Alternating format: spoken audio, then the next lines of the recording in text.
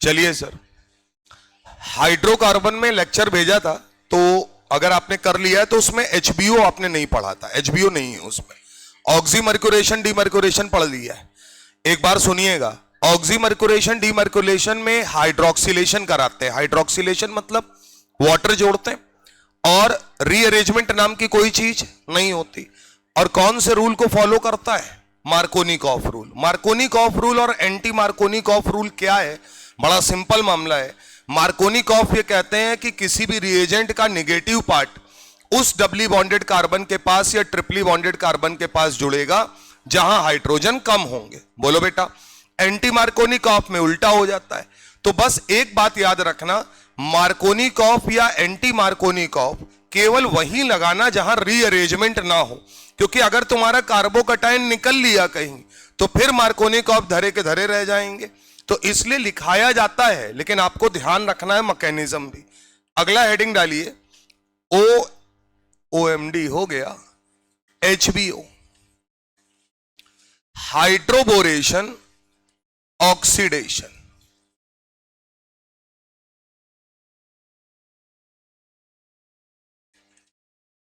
Hydroboration oxidation.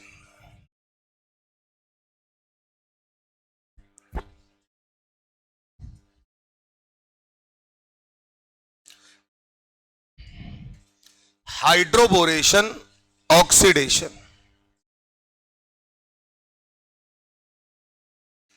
अब देखिएगा, पहले आपको किस तरीके से लिखा मिलेगा। यहां पर भी हम लोग कराएंगे हाइड्रोक्सिलेशन ही। नॉर्मली अगर हम बात करेंगे तो हाइड्रोक्सिलेशन है।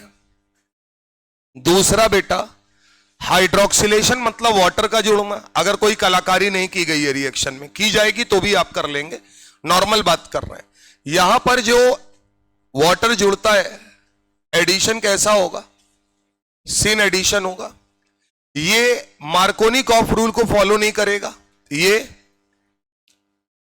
एंटी मार्कोनिकॉफ रूल को फॉलो करेगा। ये तीन बातें लिख लीजिए सर।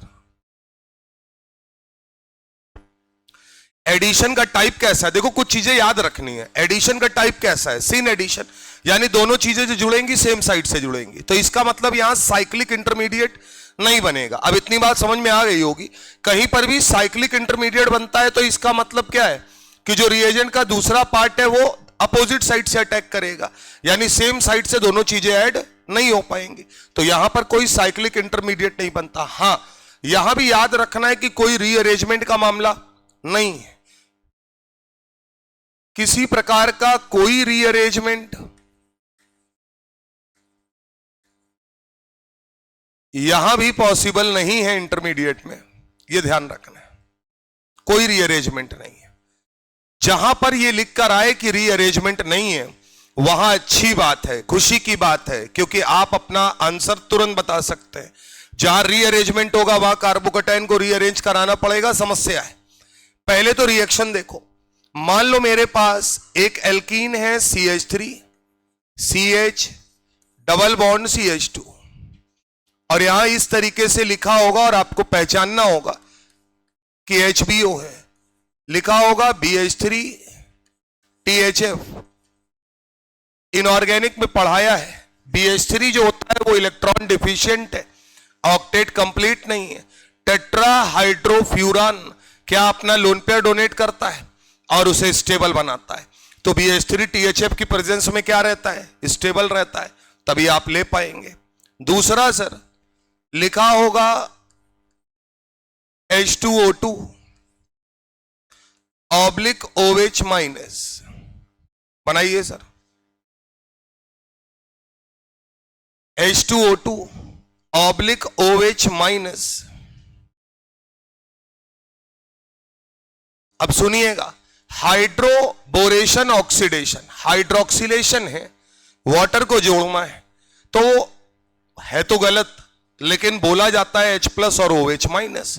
तो ये बताइए सर, क्या एंटी मार्कोनिकॉफ रूल फॉलो करोगे तो क्या नेगेटिव पार्ट उस डबली बॉन्डेड कार्बन को दोगे जिसके पास हाइड्रोजन ज्यादा है? तो क्या OH माइनस इसे मिलेगा, तो हमारा प्रोडक्ट क्या दिखेगा, CH3 CH और H इसे मिलेगा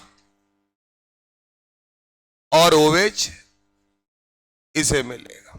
क्लियर है मामला। जहां पर हाइड्रोजन ज्यादा है उसे क्या दे दोगे, OH। OH क्यों बोल रहे हैं, H क्यों बोल रहे हैं, OH माइनस बोलने से क्यों झिझक रहे हैं, इसकी मैकेनिज्म से पता चल जाएगा, और मैकेनिज्म भी पढ़नी है, ठीक है ना। देखिएगा सर,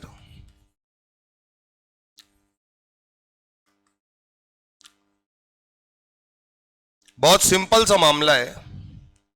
हमारे पास जो एल्कीन है CH3 CH double bond CH2,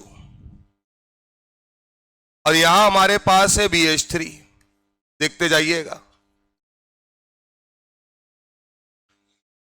boron सबसे ज्यादा इलेक्ट्रॉन डिफिशिएंट है, तो यहां पर हम बोरॉन पे मानेंगे पार्शियल पॉजिटिव चार्ज और हाइड्रोजन पे क्या मानेंगे, पार्शियल नेगेटिव।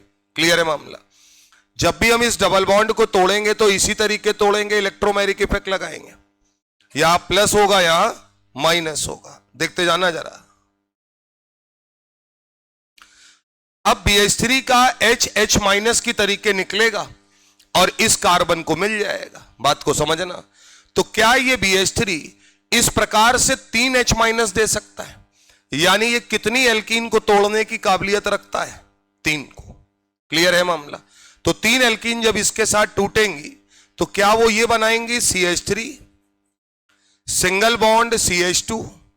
क्यों, क्योंकि इसे क्या मिल गया है, H minus, single bond CH2, CH2 minus है, क्या ये बोरॉन के प्लस के साथ जाके ऐड हो जाएगा, और ऐसे कितने पार्ट होंगे, 3 पार्ट, यानी ये बीच में बनाएगा ट्राई, और मैं अभी जनरल टर्म यूज कर रहा हूं एल्किल बोरेन।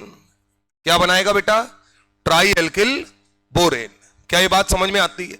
अगर आपको कोई समस्या हो तो आप इसे ऐसे भी कर सकते हैं कि आप कहिए कि सर CH3 CH2 इसे H माइनस मिला, CH2 सिंगल बॉन्ड BH2। क्या एक एक करके ये काम होगा, बोलो भैया।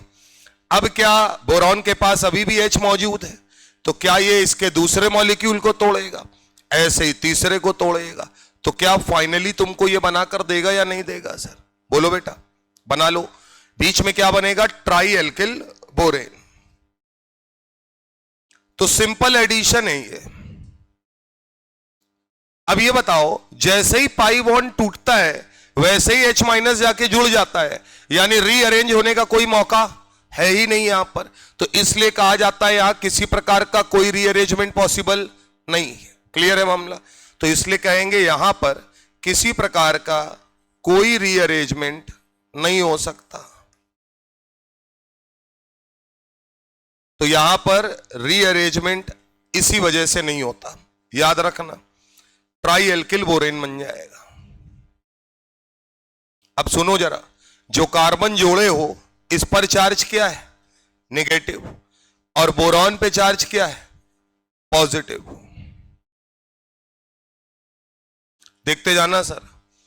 अब अगर मान लो पहला वाला जो नॉर्मल HBO है, अगर मैंने यहां लिखा है H2O2 ऑब्लिक OH माइनस, तो इसका मतलब समझते हो, H2O2 टूटेगा कैसे, OH माइनस और OH प्लस में, तभी तो टूटेगा।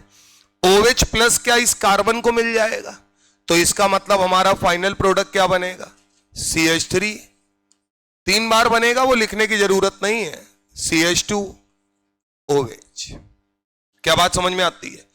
बोरॉन को 3 OH माइनस मिलेंगे, तो ये बनाएगा BOH का होल थ्राइस। बाई प्रोडक्ट है, लिखने की कोई जरूरत नहीं है। BOH का होल थ्राइस लिखो या H3BO3 लिखो, ठीक बात है। ये तो नॉर्मल अगर उसने दिया तो आप कर लेंगे। मान लीजिए अगर वहां लिखा है, अब मैकेनिज्म की जरूरत क्यों पड़ रही है इसको समझो। अगर लिखा है CH3COOH या लिखा है H2O ऑब्लिक H प्लस यानी एसिडिक वाटर, नॉर्मल वाटर कुछ नहीं करता, बोलो बेटा, या इसी की जगह लिखा है H3O प्लस। तो अब तुम्हारा सारा कंसंट्रेशन इस बात पर होना चाहिए कि इनमें जो पॉजिटिव पार्ट होगा वो आके एल्किल वाले पोर्शन से जुड़ जाएगा।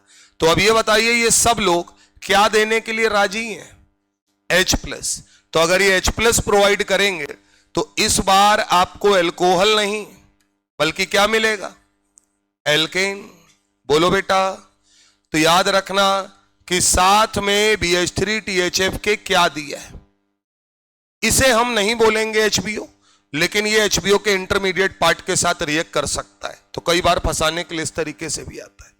वैसे तो आपका मेन प्रोडक्ट यही है ना?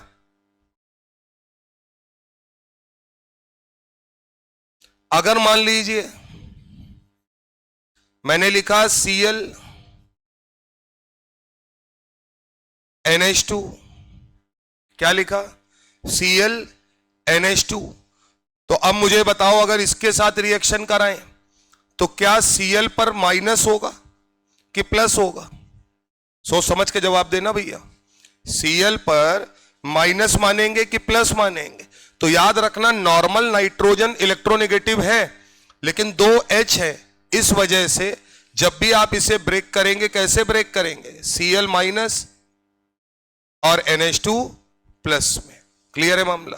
तो इसका मतलब अब इसे NH2 प्लस मिल जाएगा, तो इसका मतलब आंसर में क्या आने लगेगा?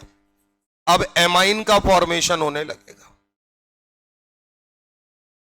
तो ध्यान रखिएगा यहां 1 डिग्री एमाइन बन जाएगा। कुल मिलाकर सबसे इंपॉर्टेंट पार्ट इस पूरी रिएक्शन का क्या है सर? ये जो बीच में इंटरमीडिएट बन रहा है ट्राई एल्किल बोरेन, ये अगर आपको बनाना आता है तो आप आराम से अपना काम कर ले जाएंगे। मामला समझ में आ रहा है कि नहीं आ रहा है सर? किसी प्रकार का कोई अरेंजमेंट नहीं होगा, रीअरेंजमेंट। दूसरा, क्योंकि जैसे ही यहां पर ट्राई एल्किल बोरेन बनेगा, जो भी रिएजेंट लोगे उसका पॉजिटिव पार्ट आके जुड़ जाएगा। यहां पर H2O2 लिया तो लिखा OH माइनस जाता है, लेकिन साथ में OH प्लस भी होगा, वो जुड़ेगा। अगर मैंने कोई एसिड ले लिया तो वो H प्लस दे देगा।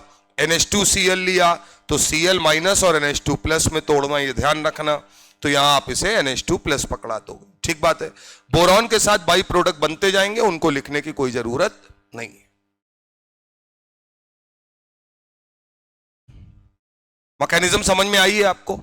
इतना ही आपको ध्यान रखना है और ज्यादा दिमाग इसमें लगाने की मेंस लेवल पे जरूरत नहीं है, इतने में ही वो फंसाएगा। अब सवाल कैसे आएगा, कैसे आपको डिफरेंशिएट करना है, इस बात को समझिएगा।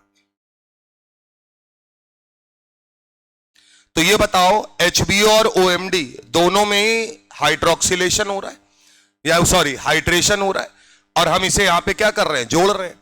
अब हमको सीधी सी बात ये बताना सर कि अगर हम यहां पर चीजों को जोड़ रहे हैं तो इसका सीधा सा मतलब है कि हमें किसी प्रकार का कोई रीअरेंजमेंट ना OMD में कराना है ना HBO में कराना है। हटाया जाए। एक सवाल लिखिए जरा तो उससे बातों को पकड़ते हैं। मान लीजिए आपके पास ये है question, CH3 C CH3 CH3 CH double bond CH2,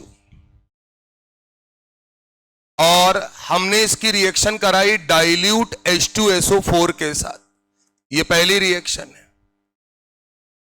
दूसरी रिएक्शन हमने कराई PH3 THF, पहला पार्ट, 2 पार्ट में होगी रिएक्शन, और H2O2 ऑब्लिक OH माइनस। तीसरा लिखा है HgOAC का होल ट्वाइस, वाटर और NaBH4, तीनों बना लीजिए सर।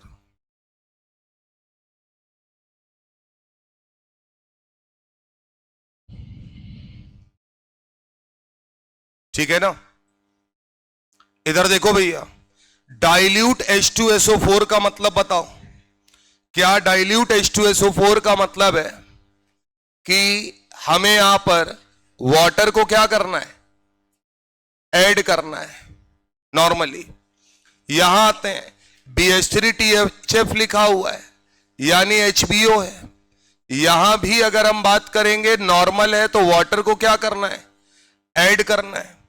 यहां आते हैं, क्या मर्क्यूरिक दिया हुआ है, ऑक्सी मर्क्यूरेशन, डी मर्क्यूरेशन। यहां भी वाटर को क्या करना है, ऐड करना है। अब मैकेनिज्म नहीं लगानी, अब डायरेक्ट काम करना है। अब एक बात बताइए सर, इन दोनों में कोई समस्या ही नहीं है। यहां पर अगर हम बात करेंगे तो हम कौन से रूल को फॉलो करेंगे, एंटी मार्कोनिकॉफ। बोलो बेटा, यहां आएंगे, कौन से रूल को फॉलो करेंगे, मार्कोनिकॉफ रूल को। बोलो। लेकिन अगर हम पहले वाले में बात करें तो यहां एक बात तय है कि किसी भी प्रकार का कोई रीअरेंजमेंट नहीं होता। अब ये तुमको पहचान लेना कि सर इन दोनों में किसी प्रकार का कोई, आर लिख दे तो समझ जाओगे, किसी प्रकार का कोई रीअरेंजमेंट पॉसिबल नहीं है। लेकिन sir dilute H2SO4 normal water add कर रहे हैं, हाइड्रेशन करा रहे हैं, इसका मतलब है यहां पर रीअरेंजमेंट पॉसिबल है। क्लियर है मामला? चलो इधर आओ, इन दोनों के प्रोडक्ट बताओ।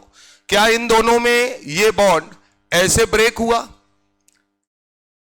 यहां प्लस आएगा यहां माइनस। जब भी आप पाई बॉन्ड ब्रेक करेंगे उस समय सबसे स्टेबल कार्बोकेटाइन बनाएंगे, तो ये बना। इन दोनों में अगर बात करें तो कोई रीअरेंजमेंट नहीं है, यानी कि हमारा सिंपल आंसर यही जाने वाला है। देखो भैया, पहले वाले में क्या करना है, वाटर ही ऐड करना है, लेकिन कैसे ऐड करना है, एंटी मार्कोनिकॉफ, यानी कि OH हम उस कार्बन को देंगे जिसके पास ज्यादा हाइड्रोजन है, तो 1 डिग्री एल्कोहल बनेगा। यहां आते हैं सर, यहां पर भी किसी प्रकार का कोई रीअरेंजमेंट नहीं होता, रिएक्शन पहचानना आना चाहिए। अब यहां सिर्फ इतना बताइए कि जब हम अपना आंसर लिखेंगे तो क्या हम मार्कोनिकॉफ रूल फॉलो करेंगे, यानी नेगेटिव पार्ट उस कार्बन को देंगे जहां H कम है, तो अपने आप ही क्या यहां OH होगा और यहां पर अगर एक साथ लिख दें तो H+ यानी CH3 होगा। ठीक है ना?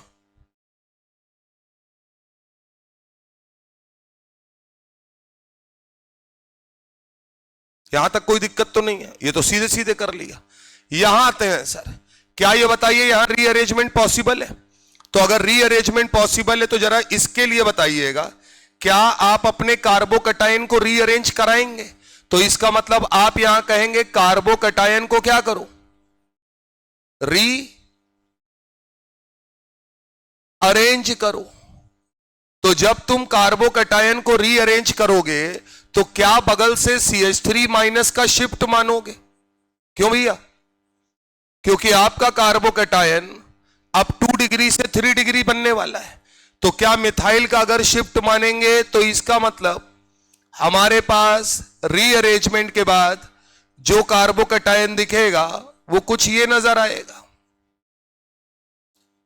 क्या ये बताओ, यहां माइनस है तो वाटर ऐड करना है तो इसको तो H+ मिल ही जाएगा, ये हो जाएगा CH3।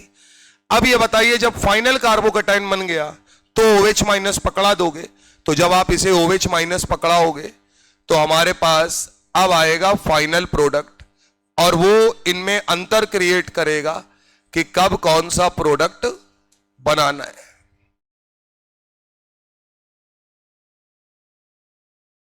CH3 CH3 और एक H जो इनके पास था वो रहेगा। तो ये प्रोडक्ट में आपको साफ दिख रहा होगा कि यहां पर हमने क्या कंसीडर किया है, री अरेंजमेंट। मामला समझ में आ रहा है कि नहीं? तीनों रिएक्शन एक साथ लिख लीजिए, इस बात को ध्यान रखिएगा। तो जब भी आपके पास सवाल आएगा आपको वहां पे ये चीज ध्यान रखनी है, डाइल्यूट H2SO4 अगर लिखा है तो आपको डाइल्यूट H2SO4 में वाटर ऐड करते समय जो कार्बोकटायन आप बनाएंगे वो कार्बोकटायन रीअरेंज हो सकता है, HBO और OMD में रीअरेंज नहीं होता है। क्लियर है मामला?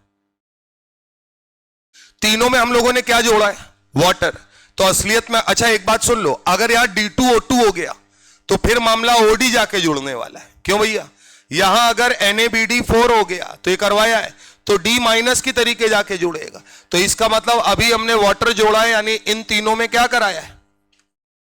हाइड्रेशन, यानी वाटर को ऐड किया है। कुल मिलाकर फाइनली अगर देखा जाए कैसे किया है वो अलग बात है, लेकिन नेट में हमें क्या जुड़ता हुआ दिख रहा है? वाटर जुड़ता हुआ दिख रहा है। क्लियर है मामला? तो हम बोलेंगे क्या हो रहा है? हाइड्रेशन।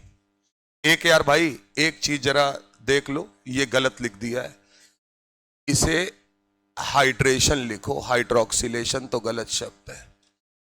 हाइड्रोक्सिलेशन क्या होता है बता सकते हो? हाइड्रोक्सिल ग्रुप क्या होता है? OH। केवल OH OH को जोड़ा जाए दोनों तरफ तो क्या बोलेंगे? हाइड्रोक्सिलेशन। उसको हाइड्रेशन कर लेना बस। और ये ध्यान रखना भाई साहब, 3 रिएक्शन है, नीचे लिखिए। In presence of dilute H2SO4, in presence of dilute H2SO4 oblique H3O+, कभी कभार H3O+ भी लिख देगा, वाटर ऐड करो, वाटर ऐड करो, लेकिन रीअरेंजमेंट ऑफ कार्बोकैटायन कराने के बाद, या रीअरेंजमेंट ऑफ कार्बोकैटायन पॉसिबल लिख लो। अगर हो सकता होगा तो कराना, अगर वहां पे उतने में ही काम बन रहा है तो नहीं कराना है, सीधी सी बात है। क्लियर है मामला? पैराग्राफ चेंज करके लिखो, इन OMD, HBO, शॉर्ट फॉर्म में लिखो इन OMD, HBO, वाटर ऐड करो,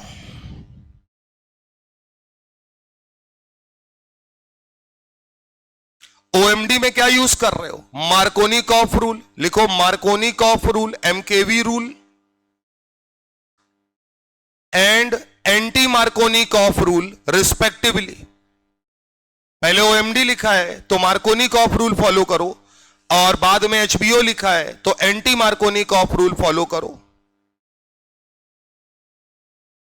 rearrangement of carbocation not possible, rearrangement of carbocation not possible, carbocation का रीअरेंजमेंट पॉसिबल नहीं है। चला जाए, आइए सर अगला सवाल लिखिए। अब ये आपके ऊपर है कि आप मामला कितना पहचानते हैं। ये आपके सामने एक कंपाउंड दिया है, 3 रिएक्शन इसकी करा रहे हैं।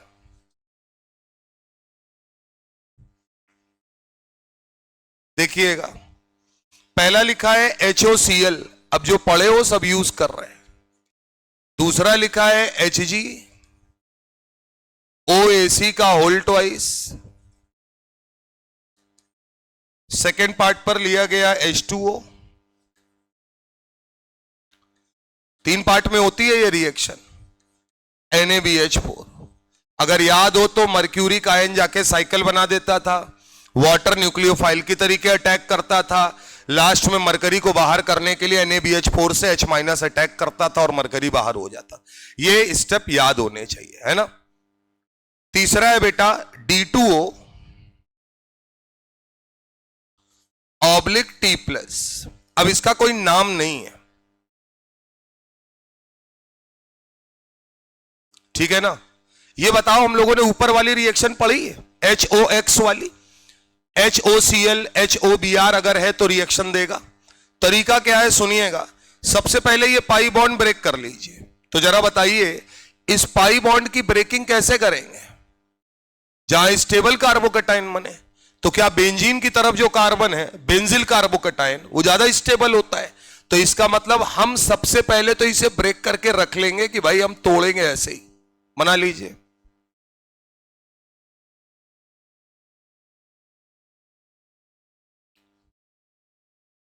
ठीक बात। आइए सर, अब ये बताइएगा याद कैसे रखना है। अगर HOCl की बात कर रहे हैं तो OH माइनस है और Cl प्लस है। याद करिए यहां इंटरमीडिएट बनता था साइक्लिक हेलोनियम आयन, Cl प्लस जाके जुड़ जाता था, यानी यहां पर किसी प्रकार का कोई रीअरेंजमेंट नहीं कराना है। यहां आइए, क्या ये मरकरी वाला मामला है, यानी ऑक्सी मर्क्यूरेशन, डीमर्क्यूरेशन। याद रखिए रीअरेंजमेंट नहीं कराना है। बोलो बेटा, अब रीअरेंजमेंट नहीं कराना है, लेकिन जोड़ना क्या है, H2O को ऐड करना है। रूल बोलो कौन सा फॉलो करोगे, मार्कोनिकॉफ की एंटी मार्कोनिकॉफ? बोलो, ऑक्सी मर्क्यूरेशन डीमर्क्यूरेशन है इसलिए मार्कोनिकॉफ। इतनी बात तो बता सकते हैं ना यार। देखो पूरी मैकेनिज्म पूछेगा तब बताएंगे ना, अभी मैकेनिज्म की जरूरत नहीं, जितने पार्ट की जरूरत है वो देख लेते हैं। तीसरे पार्ट में आते हैं। क्या ये बताओ, ये नॉर्मल H3O+ वाला ही मामला है। यहां पे हम क्या करा रहे हैं, H3O+ होता तो हाइड्रेशन बोलते, तो इसका मतलब यहां पर आप बोलोगे कार्बोकैटायन बनेगा और उसका रीअरेंजमेंट क्या होगा, पॉसिबल। यानी अगर करा पाओ तो करा सकते हो, ठीक बात। दूसरी एक बात और पकड़ लो, क्या, जो चीज लिखी है उसमें कलाकारी मत करना। मतलब अगर इन्होंने T+ लिखा है तो इसका मतलब इलेक्ट्रोफिलिक पार्ट क्या होगा, T+, उसमें अपन कुछ नहीं कर सकते। लेकिन न्यूक्लियोफिलिक पार्ट क्या मुझे D2O से चाहिए होगा, यानी वो पार्ट क्या होगा, OD-। दोनों बातें निकाल के लिख लो। अब ये बताओ, इधर तुम्हारा ये जो कार्बोकैटायन है ये तो तगड़ा वाला स्टेबल है ड्यू टू रेजोनेंस, तो यहां तो तुम कभी रीअरेंजमेंट की बात नहीं करोगे, तो इसका मतलब तीसरे वाले पार्ट में कोई समस्या नहीं आनी। आंसर लिखते हैं सर। पहले वाले में अगर हम बात करें तो ये बेंजीन रिंग, यहां CH है, CH है, CH3 है। जरा देखिएगा, क्या यहां प्लस है तो इसे OH मिलेगा, और यहां माइनस है तो इसे Cl मिलेगा। और कितने कायरल कार्बन होंगे यहां, तो बात समझ में आ रही है। क्या ये बताओ, दोनों कायरल कार्बन का कलर अलग अलग है, क्यों, क्योंकि दोनों सेम नहीं है। जब कायरल कार्बन सेम नहीं होते हैं तो कोई समस्या नहीं है, टोटल प्रोडक्ट 2 की पावर n से निकाले जाते हैं। किससे निकाले जाते हैं, 2 की पावर n। क्योंकि बेटा देखो, अगर लगे हुए ग्रुप कार्बन के साथ सेम है तभी तो कोई सिमेट्री आ सकती है, तो यहां तो कोई सिमेट्री नहीं होगी, मीजो का कोई खतरा नहीं होगा। यानी असलियत में ये कितने प्रोडक्ट होंगे, ये ऑप्टिकली एक्टिव होगा और कितने प्रोडक्ट बनाएगा, दिख रहा है 1, लेकिन असलियत में कितने बनेंगे, 4। अरे भैया इधर देखो, डेक्स्ट्रो डेक्स्ट्रो, लेवो लेवो, इसका डेक्स्ट्रो इसका लेवो, या इसका लेवो इसका डेक्स्ट्रो, 4 ऑप्शन सीधे सीधे। तो कितने प्रोडक्ट बनेंगे, 4। यहां आते हैं भाई, क्या वाटर ऐड करना है, और ऐड करते समय बस ध्यान ये रखना है कि एंटी मार्कोनिकॉफ, वो मार्कोनिकॉफ रूल फॉलो करें। तो एक बात बताओ, सुनो, बार बार ये मार्कोनिकॉफ एंटी मार्कोनिकॉफ के चक्कर में ज्यादा पढ़ना नहीं है। एक बात तुम मुझे ये बताओ, क्या वाटर ऐड करना है तो दोनों तरफ तो खेल बराबर हो गया, अब HH बराबर है, तो यहां तो फंस गए। इसीलिए मैं बोल रहा हूं कि ज्यादातर मैं इस पे ज्यादा भरोसा नहीं करता। अब ये बताओ, अगर बॉन्ड ब्रेक कर लियो तो यहां प्लस है और यहां माइनस है, तुम सिंपल सी बात है, यहां कुछ भी हो, क्या ऐड करना है, वाटर। यानी तुम्हारे पास क्या है, H+ और OH-। तो OH- कहां जाएगा, इस कार्बन के पास, तो यहां OH पकड़ा दो और इसे H दे दो। क्लियर है मामला। क्या ये बताओ, ये कार्बन भी कायरल हो गया, ये भी ऑप्टिकली एक्टिव है। एक कायरल कार्बन अगर होता है तो कितने प्रोडक्ट बनते हैं, 2। समझ पा रहे हो, यहां पे अपन जो है वो स्टीरियो आइसोमेरिज्म लगा रहे हैं। तीसरा, तुम पहले ही निकाल के बैठे हो OD- और T+, बस यही एक समस्या थी, वो तुमने सुलझा रखी। देखो भैया, क्या कार्बन पे प्लस है, यानी उसको क्या मिलेगा, OD-, तो मैं ऐसे लिख दे रहा हूं, जगह कम है। और बगल वाले कार्बन को क्या मिलेगा, T, ट्राइटियम। क्या यहां भी 2 कायरल कार्बन बनेंगे और दोनों कायरल कार्बन डिफरेंट होंगे, तो इसका मतलब यहां भी प्रोडक्ट कितने बनेंगे, फाइनली 4। क्या मामला समझ में आता है? बोलो भैया। तो आप नंबर ऑफ प्रोडक्ट भी बता सकते हैं, ठीक है ना। वो कभी तुमसे कहेगा नहीं चारों बना के दिखाओ, वो पूछ लेगा कितने प्रोडक्ट बनेंगे। तो जनरली क्या होता है, फिर एक तो होगा स्ट्रक्चर पूछेगा, तो स्ट्रक्चर तो यही रहेगा, इसमें तो कोई बदलाव नहीं है। लेकिन अगर उसने पूछा number of product including stereo isomerism, तो क्या अपने को 2 की पावर n लगाना पड़ेगा? अगर number of chiral carbon different है तो डायरेक्ट लगा दो। सेम है तो फॉर्मूला बता रखा है, इवन है कि ऑड है उसके आधार पर हम निकालते हैं।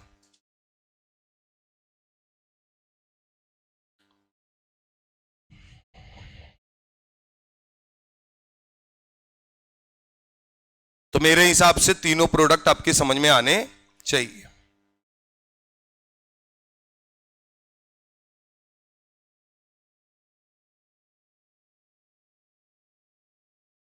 जो लेक्चर भेजा था उसमें तुम लोगों ने फ्री रेडिकल एडिशन जो है वो पढ़ लिया है? हाँ नहीं बोलो, नहीं तो पढ़ा दें हम, हमें कोई दिक्कत नहीं है। कितने लोगों ने लेक्चर देखा था? सही सही बताना यार। तो बस ठीक है, यहां तक समझ में आया। ये हम लोगों ने क्या किया है, एडिशन रिएक्शन है। सबसे पहले इलेक्ट्रोफाइल अटैक कर रहा है तो EAR के अंतर्गत पढ़ा है। अगला हेडिंग लिखिए, फ्री रेडिकल एडिशन रिएक्शन, क्योंकि इंपॉर्टेंट है यार। फ्री रेडिकल, बातें मत करो, देखो जिन्होंने पढ़ा है उनको भी जल्दी से आ जाएगा। फ्री रेडिकल एडिशन रिएक्शन, नाम से ही समझ में क्या आ रहा है, फ्री रेडिकल बनेगा यहां पे। यहां कोई चार्ज वार्ज बनने वाला नहीं है। यानी कौन सा फिजन कराओगे, homolytic.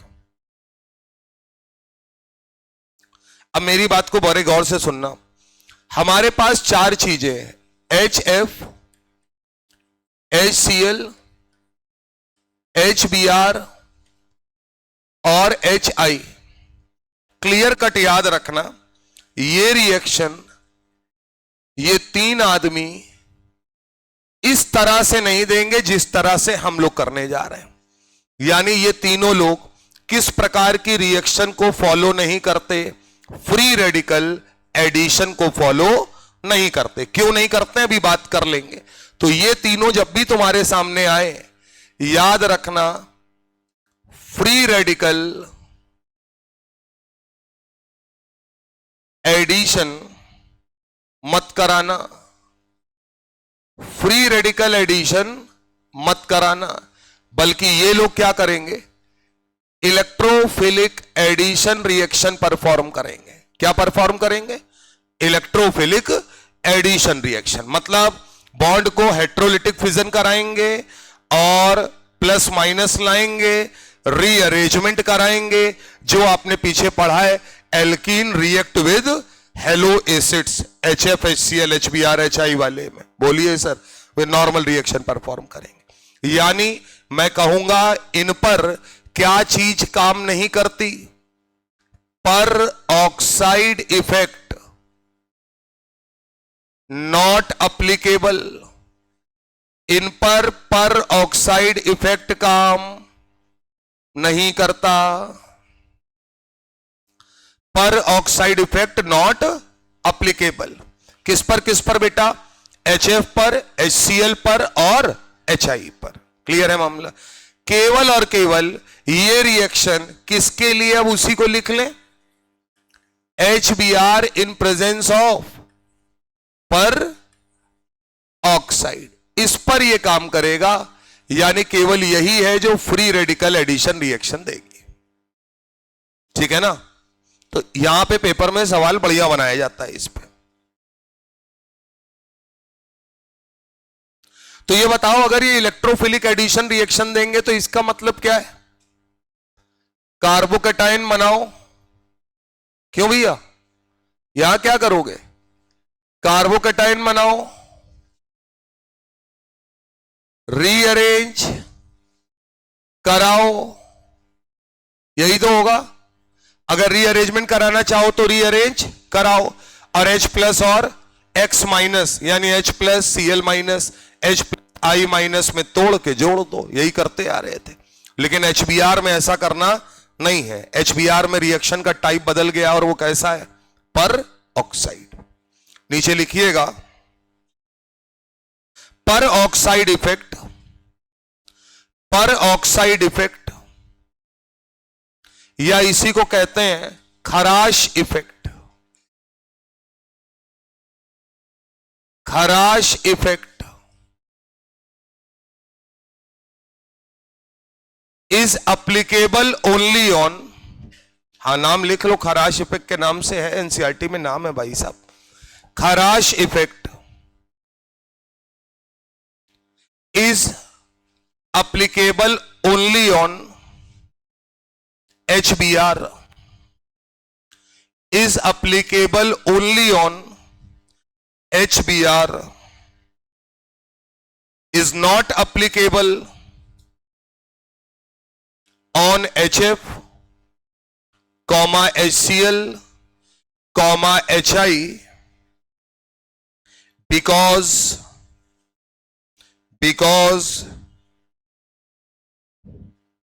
in this mechanism any one step is endothermic, any one step is endothermic, मतलब जब अगर आप HF, HCl या HI लेते हैं तो वहां जो मैकेनिज्म है उसका कोई एक स्टेप जो है वो क्या हो जाता है, एंडोथर्मिक, जिसकी वजह से ये पर ऑक्साइड इफेक्ट यानी फ्री रेडिकल में टूटते नहीं है। क्लियर है मामला? अब सर ये मैकेनिज्म क्या है, कैसे काम करती है, इसको देखिएगा जरा। मान लीजिए हमने आपके सामने एक एल्कीन ली CH3 CH double bond CH2 और यहां लिखा है HBr और नीचे लिखा है पर ऑक्साइड। जैसे ही पढ़ा करो HBr पर ऑक्साइड पे टिक मार दिया करो, मतलब कि यहां पर ऑक्साइड इफेक्ट काम करेगा। क्लियर है मामला? प्रोडक्ट क्या बनता है देखिएगा, प्रोडक्ट बनेगा एंटी मार्कोनिकॉफ रूल के हिसाब से। अच्छा सुनो, यहां असलियत में कोई नेगेटिव पार्ट होगा नहीं क्योंकि फ्री रेडिकल है, लेकिन फिर भी कहा जाएगा नेगेटिव पार्ट जो है वो कहां ऐड होगा, जहां पर ज्यादा हाइड्रोजन हो। क्लियर है मामला? तो यहां नीचे लिखना, इसे यहां बगल में लिखना एंटी मार्कोनिकॉफ रूल अप्लाई होता है HBr के केस में, एंटी मार्कोनिकॉफ रूल अप्लाई होता है।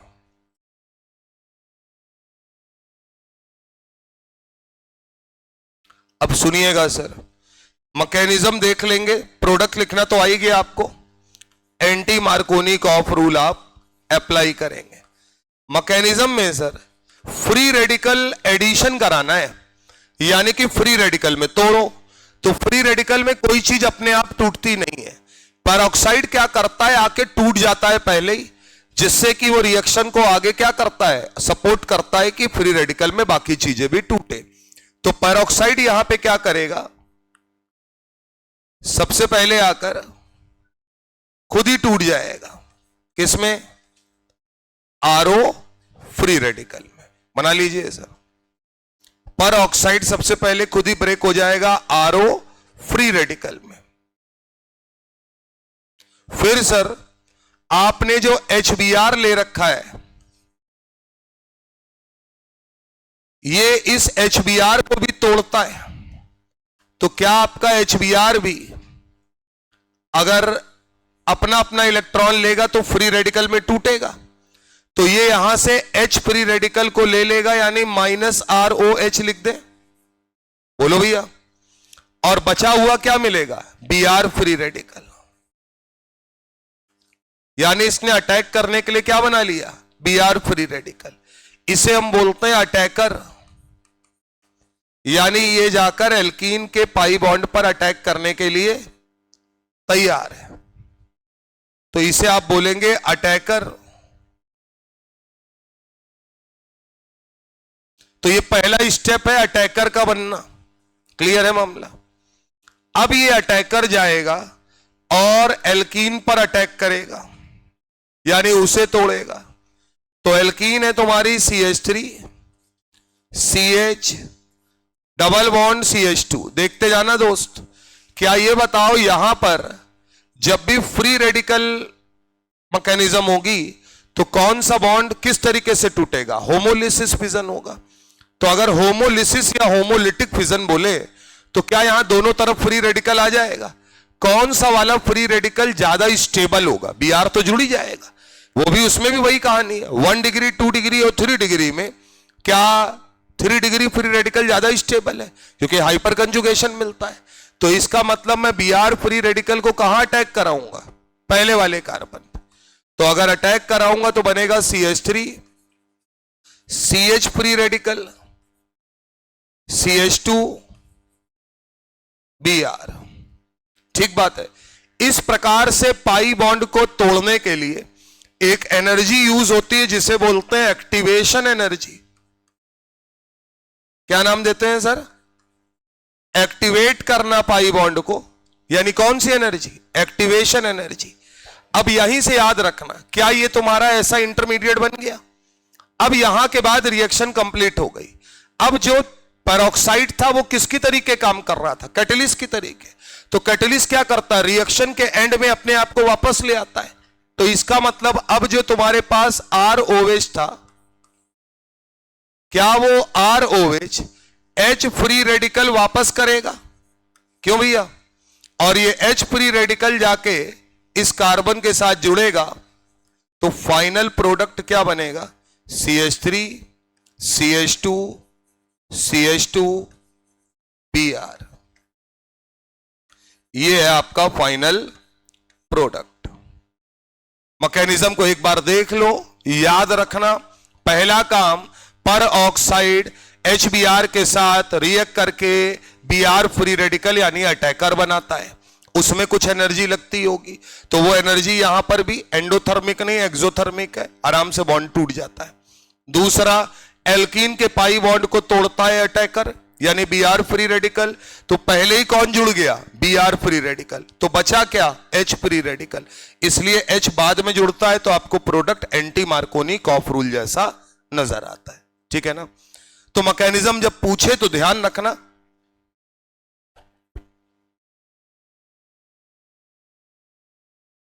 अब हमको ये बताओ, अगर हम HF ले लें, HCl ले लें या HI ले लें, तो वहां पर हमने बोला है कोई एक स्टेप एंडोथर्मिक हो जाता है। HF और HCl में ये पहला वाला स्टेप ही एंडोथर्मिक हो जाता है। मतलब मैं नीचे बोल सकता हूं कि अगर मेरे पास HF है और RO फ्री रेडिकल आया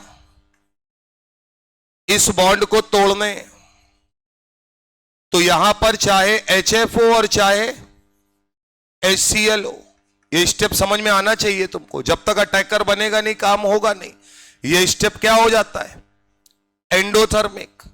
तो अगर एंडोथर्मिक होगा तो एनर्जी ज्यादा चाहिए, उतनी एनर्जी मौजूद नहीं है, यानी कि ये फ्री रेडिकल में टूट ही नहीं पाते।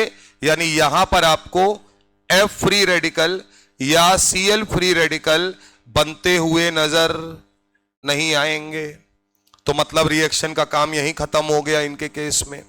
अगली कहानी, जब मैं HI को लाता हूं, सुनिएगा गौर से, RO फ्री रेडिकल जब इस बॉन्ड को तोड़ता है तो वो I फ्री रेडिकल बना लेता है, क्योंकि ये स्टेप कैसा होता है? एक्सोथर्मिक। ये हो जाता है, कोई समस्या नहीं। लेकिन केवल अटैकर बनाने से काम चलने वाला नहीं है। इसके बाद जब एल्कीन हम लेते हैं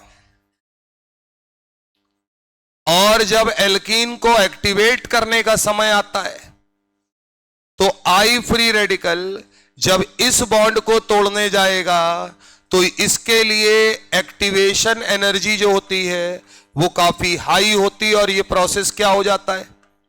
एंडोथर्मिक। क्लियर कट याद रखेंगे, बढ़िया समझ में आएगा।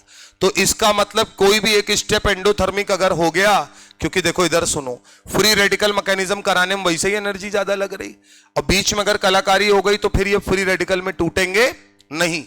अब सुनिएगा, मैं बोल रहा हूं फ्री रेडिकल में नहीं टूटेंगे, मैं ये नहीं कह रहा हूं कि रिएक्शन नहीं देंगे।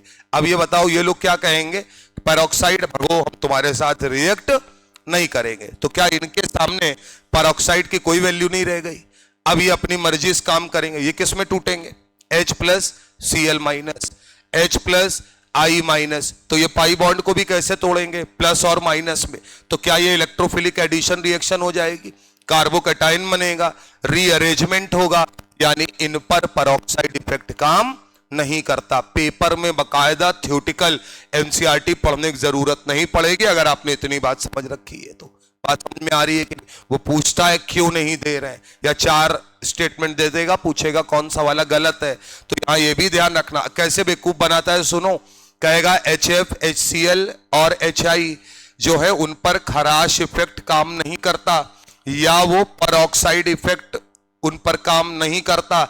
उसका रीजन HF और HCl के लिए एक्टिवेशन एनर्जी ज्यादा होती है। गलत है, उनके लिए पहले अटैकर में बनना ही एंडोथर्मिक प्रोसेस हो गया। क्लियर है बात? पूछेगा HI नहीं देता, उसका रीजन क्या होगा? एक्टिवेशन एनर्जी ज्यादा होना।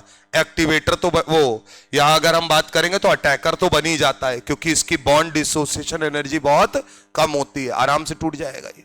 क्लियर है मामला? बना लीजिए सर। अब ये सब बनाते हुए दिमाग में सिर्फ एक बात अपने बैठा लीजिए, अगर HBr पेरोक्साइड के साथ लिखा है तो वो फ्री रेडिकल मैकेनिज्म शो करेगा, लेकिन अगर नॉर्मली HBr लिखा है तो फिर वो इलेक्ट्रोफिलिक एडिशन रिएक्शन परफॉर्म करेगा। क्लियर है मामला? जहां पर भी कोई रीअरेंजमेंट नहीं हो सकता। क्लियर है मामला? एक बार जो बन गया उसके बाद तो ये अटैक कर ही जाएगा फटाफट। ये स्टेप फास्ट स्टेप है, ठीक है ना? अच्छा बताओ, पूरी रिएक्शन में क्या ढूंढना मेन है? अटैकर। अरे बोलो ना यार, अगर HBr है तो अटैकर ढूंढ लिया, तो क्या ये बताओ, अटैकर पहले अटैक करा दो और फ्री रेडिकल स्टेबल बना लो, बचा हुआ पोर्शन ले जाके जोड़ दो, यही तो मतलब होगा। अभी उसकी भी बात करते हैं कि क्या बोल रहे हैं। कुल मिलाकर याद रखना है, एंटी मार्कोनिकॉफ रूल को फॉलो करेगा।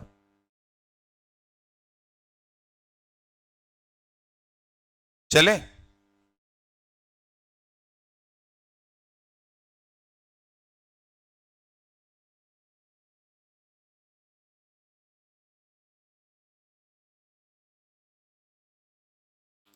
हटाया जाए?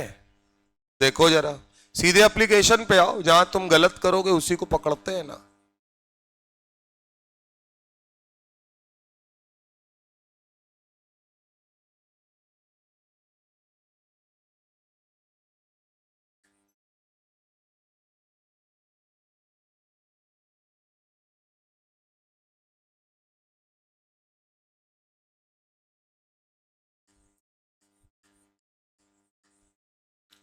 बनाओ sir. HBr peroxide, HCl peroxide.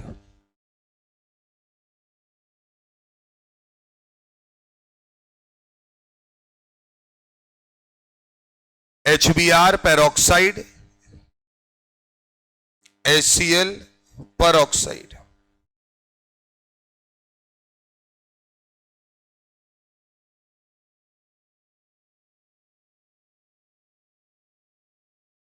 देखना, क्या यहां पर पेरोक्साइड इफेक्ट काम का है? हाँ है। बोलो यार, HBr में पेरोक्साइड काम करता है तो यहां काम का है, तो इसका मतलब हम क्या कराने वाले? Free radical addition. क्या कराने वाले? Free radical addition. Free radical addition कराते समय हम किस रूल का पालन करेंगे? Anti Markovnikov. क्या ये बात क्लियर है? बोलो भैया। यहां क्या HCl के सामने इसकी कोई वैल्यू नहीं है? पेरोक्साइड काट दो, ये आदत में डाल लो। तो अब ये बताओ, क्या ये H प्लस और Cl माइनस में तोड़ोगे? तो यहां तुरंत बना लिया करो H प्लस और Cl माइनस। मतलब क्या कराने जाओगे? Electrophilic addition reaction. ये नहीं बोलोगे रिएक्शन नहीं होगी, प्रोडक्ट पूछेगा क्या बनना है। तो जब इलेक्ट्रोफिलिक एडिशन रिएक्शन मन कर रहे होगे तो बिल्कुल रट्टा मारे रहो बार बार, कार्बोकैटायन बनेगा और उसका रीअरेंजमेंट पॉसिबल है अगर कराना हो तो। ठीक बात है। चलो पहला प्रोडक्ट बताओ।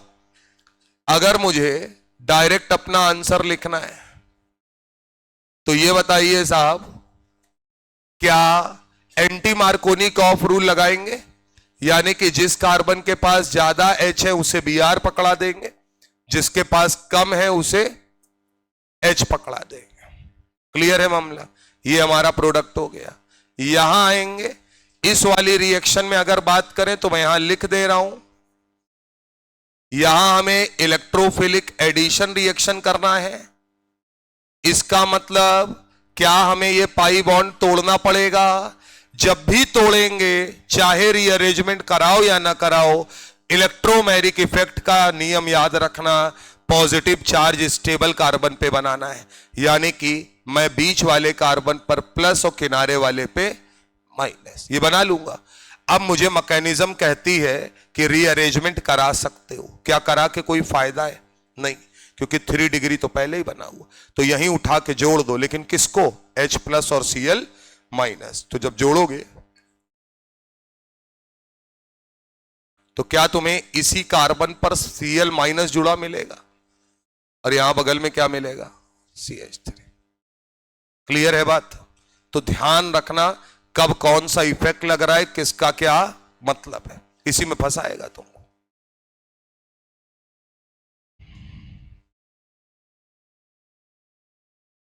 अगर ये हो गया है आपसे तो एक हमको ये वाला करके दिखा दीजिए तो हमको पूरा भरोसा हो जाए।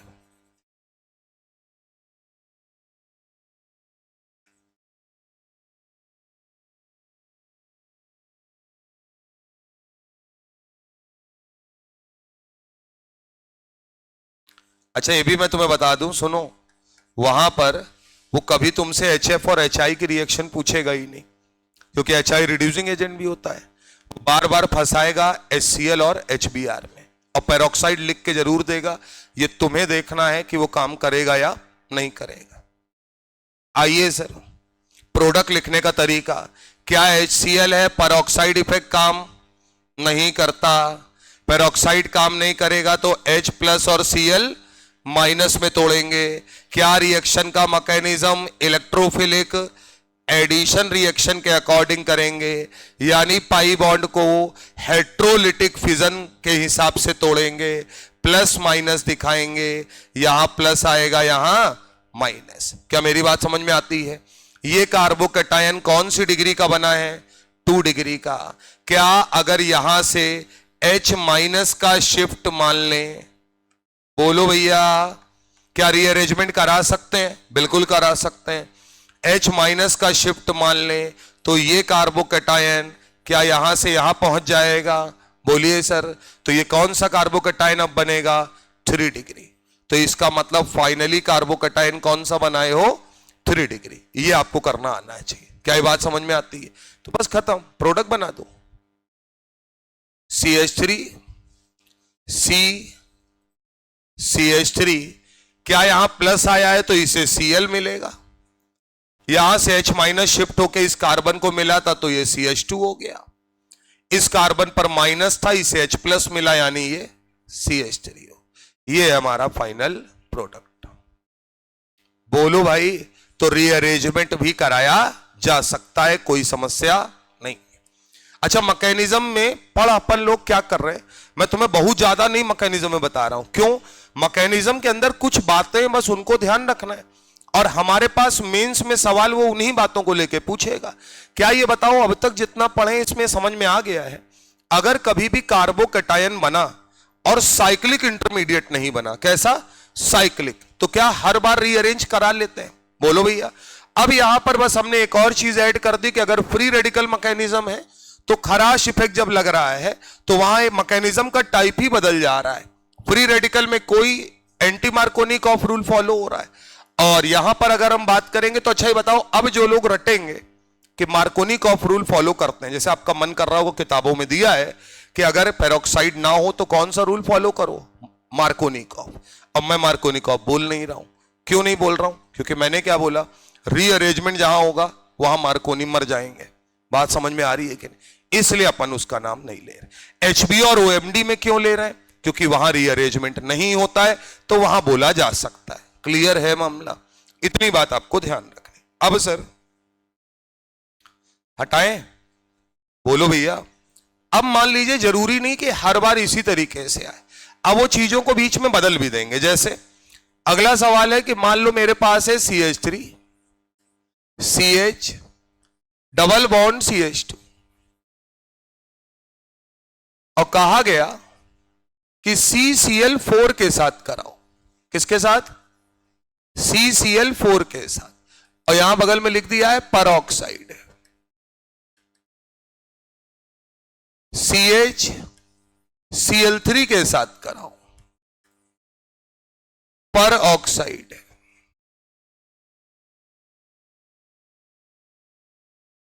यहां आते हैं CBrCl3 के साथ कराओ परऑक्साइड। 3 आपके सामने है, तीनों में परऑक्साइड इफेक्ट लगेगा सर।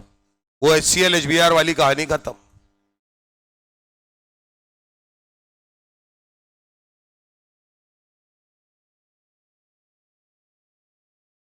अब मेरी बात को बड़े गौर से सुनना।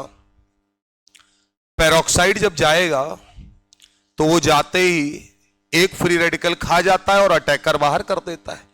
आपको याद रखना है तीनों में अटैकर कौन है, क्योंकि जो अटैकर होगा वो एंटी मार्कोनिकॉफ के हिसाब से वहां लगेगा जहां हाइड्रोजन ज्यादा होंगे। अब नीचे लिखो पहले मेन लाइन, क्योंकि अब देखो H और Br नहीं है ना, तो अब अपन पॉजिटिव और निगेटिव पार्ट नहीं बोल पाएंगे।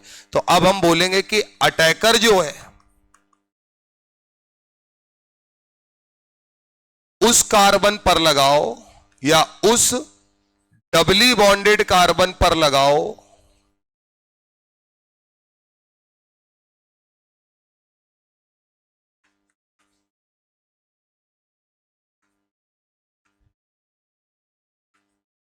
जहां H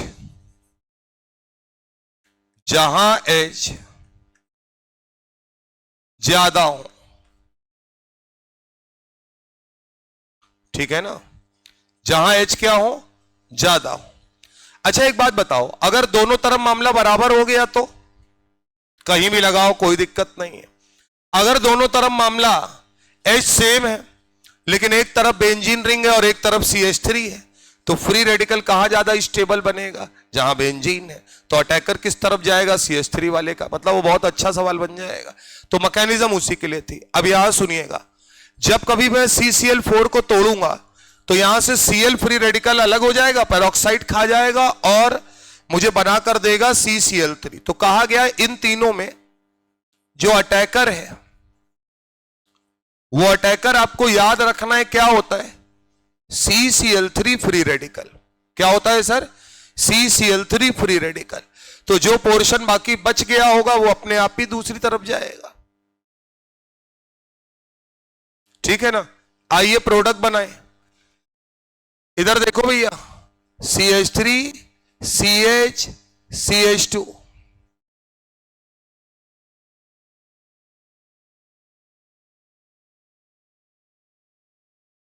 ये बनाया। क्या ये कंफर्म है कि अटैकर को वहां जोड़ो जहां डबली बॉन्डेड कार्बन पर H ज्यादा हो? तो इसका मतलब CCl3 तीनों केसेस में क्या हमें इस CH2 वाले कार्बन से जुड़ा हुआ मिलेगा? क्यों भैया? अब जो बचा वो मिलेगा बगल वाले को। तो CCl4 में क्या बचा? Cl। CHCl3 में CCl3 हटा दिया तो क्या बचा? H free radical. CBrCl3 में क्या बचा? Br free radical. सिंपल कहानी है। Br और Cl में पेरोक्साइड को अगर बाहर निकालना होगा तो कौन सा बॉन्ड आसानी से तोड़ सकता है? CBr। CH और CCl में कौन सा बॉन्ड आसानी से तोड़ सकता है? CH। CCl4 में चारों सेम है, तोड़ना ही पड़ेगा किसी ना किसी को। क्लियर है बात? तो इन तीनों में अटैकर समझ में आया आपको? अटैकर अगर पता है तो आप अपना प्रोडक्ट आराम से बना सकते हैं। और यहां पर वो एंटी मार्कोनिकॉफ वाला मामला तभी बता पाओगे जब तुम्हें अटैकर के बारे में जानकारी होगी, ठीक है ना। तो ये ध्यान रखना है, जो कुछ लोग पूछ भी रहे थे कि सर इस वाले सवाल में थोड़ा कंफ्यूजन रहता है, तो ये ध्यान रखना है। पेरोक्साइड का काम होता है क्या, एक हेलोजन पार्ट को बाहर कर लेना, बात समझो, या जो चीज जल्दी टूट के बाहर आ रही है, जैसे HCl है, तो एक बात याद रखना, ऑक्सीजन की एफिनिटी H के साथ ज्यादा है, तो इसलिए H वाला बॉन्ड जल्दी टूटता है। लेकिन अब H नहीं है तो फिर तो मजबूरी है, तोड़ना ही पड़ेगा अपने को। यहां तक समझ में आना चाहिए। अगला रिएक्शन लिखिए, कैटालिटिक हाइड्रोजिनेशन। कैटालिटिक, कल मैं आपको इसकी शीट भी दे दूंगा, बात समझ में आ रही है, तो परेशान नहीं होना। और शीट कैसी, पूरी दे देंगे। पहले एक बेसिक शीट देंगे जिसमें पूरा ऑर्गेनिक होगा, तो पूरा वाला इसलिए दे रहे हैं कि उसका सवाल देखो, इसमें क्या है ना, कोई चैप्टर वेप्टर नहीं है मेरे भाई, बात समझना। जिन्होंने भी पढ़ा है चैप्टर के हिसाब से, वो चक्कर में अगर है कि वहां सवाल निकाल ले जाएंगे वो मेंस में, तो नहीं निकलने वाला है सर, क्योंकि यहां पे ऐसा कभी आएगा ही नहीं कि हाइड्रोकार्बन की दो रिएक्शन आ रही है ना। यहां ऐसा आएगा, एक पार्ट हाइड्रोकार्बन का होगा, एक एल्किल हैलाइड का होगा, बाद में जो बनेगा उसका ओजोलिसिस करा देगा, फिर I2NaOH के साथ कराएगा, बात समझना। तो हेलोफॉर्म रिएक्शन होने लगेगी, लास्ट में साला एमाइन बन जाएगा। तो मतलब वो दो चार चीजें मिला के मिक्स क्वेश्चन आता है। तो इसका मतलब है आपको सवाल के टाइप पता होने चाहिए किस तरीके से आ रहा है। तो पहले एक शीट दे रहे हैं जिसमें आप अलग अलग करिए और कुछ सवाल मिक्स भी हैं, और हम उसके बाद एक सेकंड शीट देंगे, वो तब जब मैं इसमें एल्किल हैलाइड तक का पोर्शन पढ़ा ले जाऊंगा। बात समझ में आ रही है, क्योंकि एल्किल हैलाइड और एरिल हैलाइड पढ़ते ही अपन लोग E1 E2 SN1 SN2, बात समझ में आ रही है, ये पढ़ लेंगे जब, तो इसका मतलब हम लोगों ने न्यूक्लियोफिलिक भी पढ़ लिया और इलेक्ट्रोफिलिक भी पढ़ लिया। तो फिर उसके बाद कुछ बचता ही नहीं है ऑर्गेनिक में, फिर बस रिएक्शन और टाइप याद करने, जैसे अभी इसी की बात करते हैं। कैटालिटिक हाइड्रोजिनेशन, क्या ये बताओ कैटलिस्ट की प्रेजेंस में हाइड्रोजन का जुड़ना क्या कहलाता है, कैटालिटिक हाइड्रोजिनेशन। ठीक बात है। कैटलिस्ट का काम होता है सरफेस प्रोवाइड करना, जल्दी से सुनना, कैटलिस्ट का काम होता है सरफेस प्रोवाइड करना। सरफेस में हाइड्रोजन को छुपा के रखता है, अपने ऊपर एल्कीन या एल्काइन को लेटने देता है। एल्काइन में भी यही आएगा, एल्काइन में जो काम आप एल्कीन में एक बार कर रहे हैं, एल्काइन में कितनी बार करेंगे, 2 बार, बस इतना अंतर है साहब।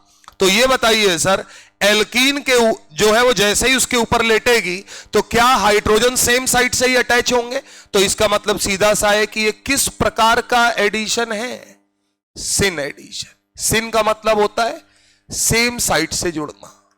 कैसा एडिशन है, सिन एडिशन।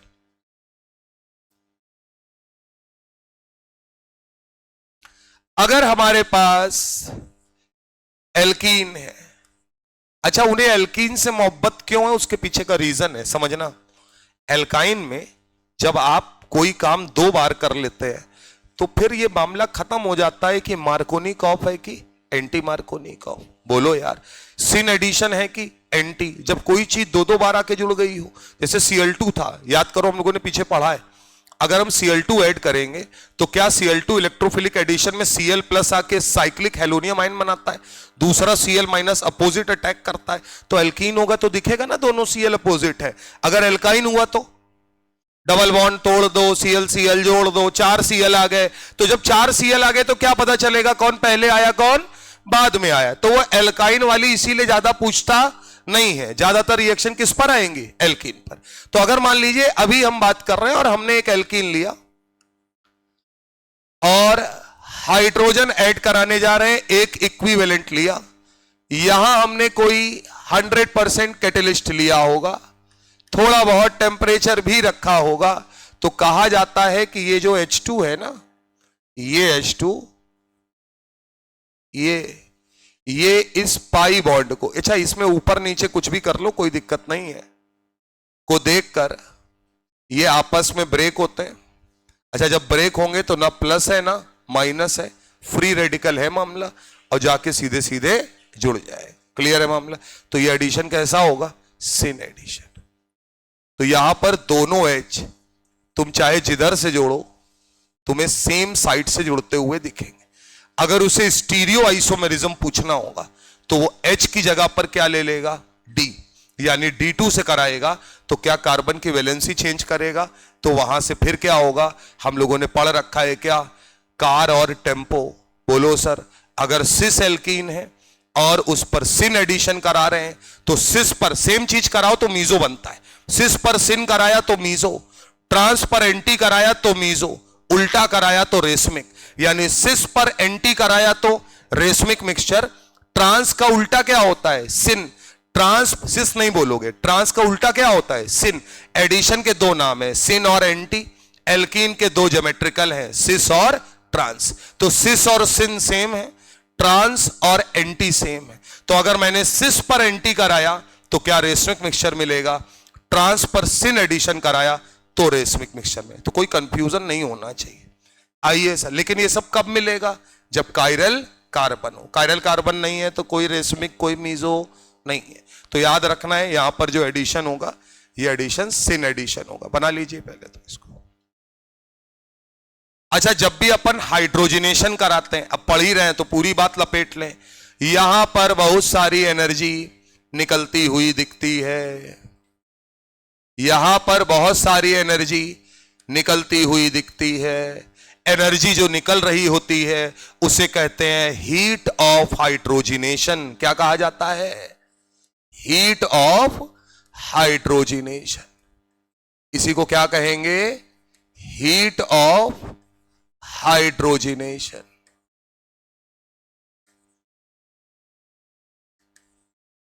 इधर देखिएगा साहब, एक छोटा सा ग्राफ, सिंपल कहानी याद रखना।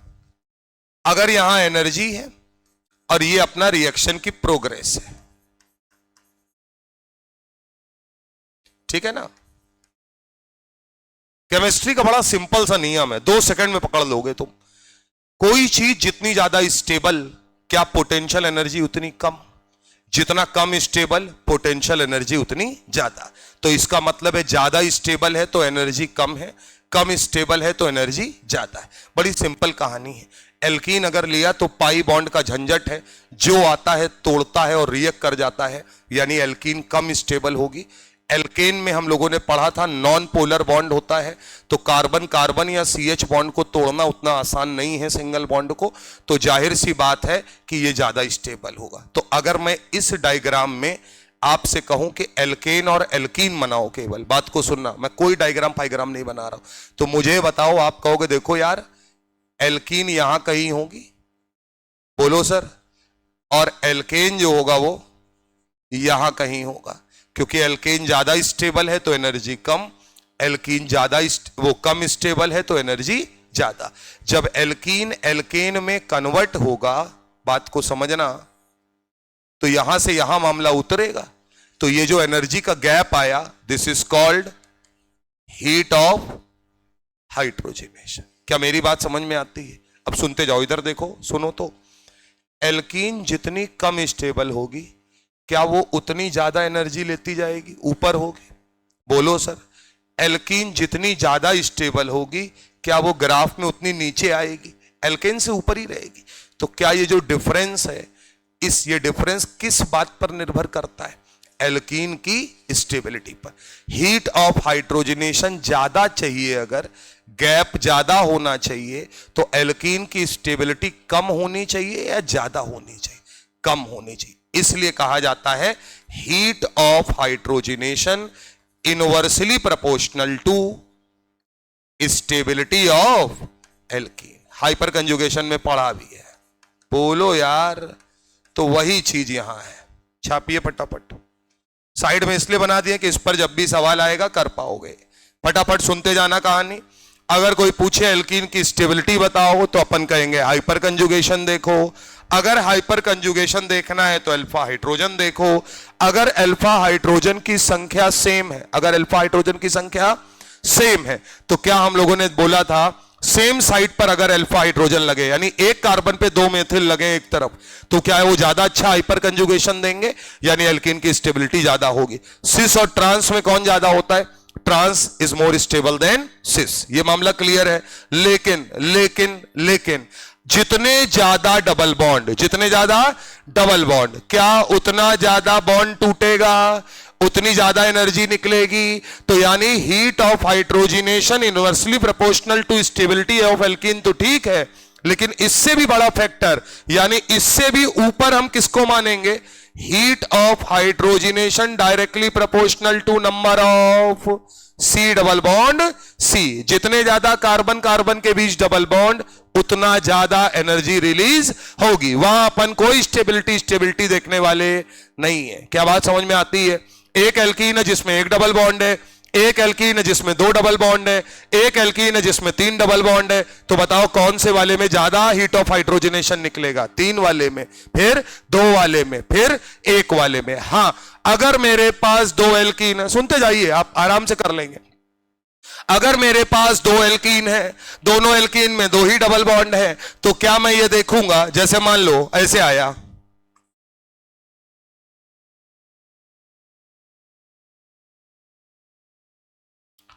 पहले थोड़ा सिंपल वाला करा देना, अत्याचार ना करें।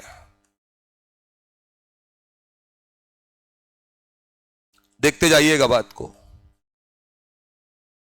एक भाई साहब, ये बात समझ में आ रही है? दो डबल बॉन्ड है और दोनों रेजोनेंस में।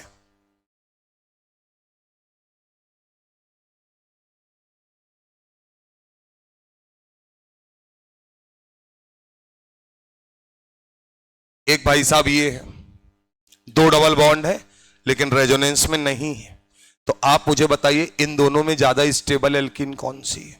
ये बाबूजी, एल्कीन स्टेबल है तो नीचे होगी, हीट ऑफ हाइड्रोजनेशन कम होगा। तो आंसर क्या जाएगा?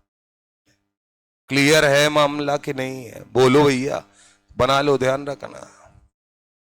अबे रेजोनेंस है ना, तो रेजोनेंस क्या करता है? स्टेबल करता है।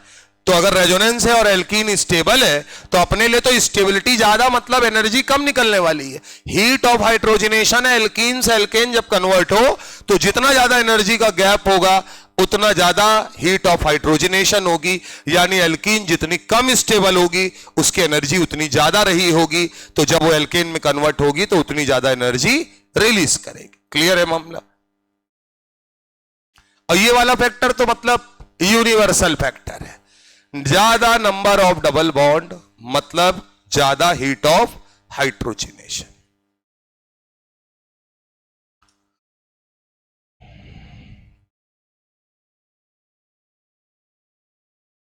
अब हम लोग जो कैटलिस्ट यूज करते हैं, वो कैटलिस्ट दो प्रकार के यूज करते हैं। एक होता है होमोजीनियस कैटलिस्ट। अब मैं लपेटे दे रहा हूं, कहां कहां ये आगे भी दिया हुआ है, तो पूरी ऑर्गेनिक में आपको जहां जहां मिलेगा। एक है होमोजीनियस और एक है हेट्रोजीनियस। होमोजीनियस का मतलब एल्कीन और कैटलिस्ट की फिजिकल स्टेट एक जैसी, और हेट्रोजीनियस का मतलब एल्कीन और कैटलिस्ट की फिजिकल स्टेट का अलग अलग होना। तो नीचे लिखिएगा, catalyst are generally two types. पूछा जाता है हाइड्रोजनेशन कराना है तो कैटलिस्ट दो प्रकार के, एक हेट्रोजीनियस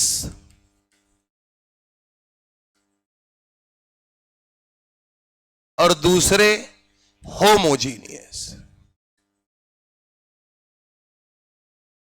होमोजीनियस, हेट्रोजीनियस और होमोजीनियस। होमोजीनियस कैटलिस्ट में नोट करिएगा विल्किंसन कैटलिस्ट, नाम याद रखिए, विल्किंसन कैटलिस्ट होमोजीनियस कैटलिस्ट। खत्म, बंद हो गया। अच्छा, Wilkinson catalyst sir complex compound में पढ़ाया है, कितने लोगों को फार्मूला याद है? रोडियम है, ये हिंट है, ट्राइफेनिल फॉस्फीन है, ये हिंट है, CLB है, ये हिंट है। बोलो फॉर्मूला।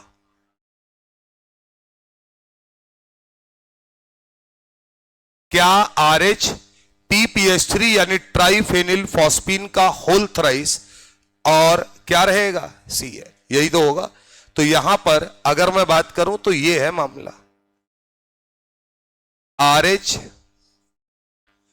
CpH3 का होल थ्राइस, और यहां क्या रहता है, Ca। बना लीजिए सर, ट्राइफेनिल फॉस्फीन होगा।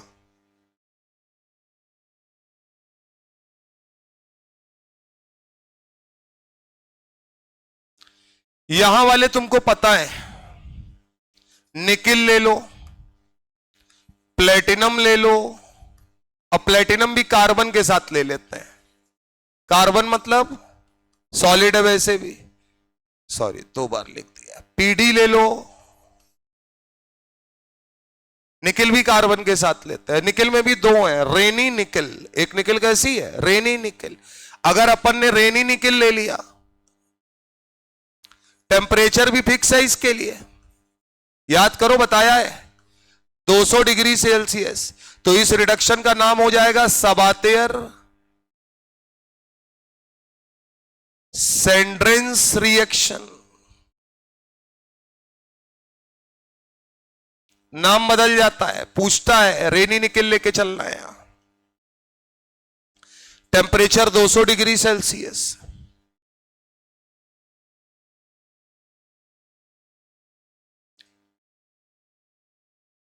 अच्छा ये बताओ, कल को अगर विल्किंसन कैटेलिस्ट आ जाएगा तो कोई दिक्कत की बात नहीं है, वो भी सीन एडिशन कराएगा, हाइड्रोजनेशन कराएगा। तो ये ऐड कर दिया है बस।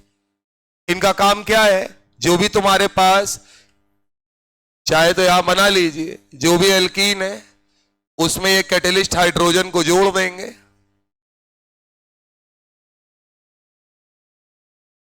और सिन एडिशन कराएंगे, यानी H और H। ठीक है,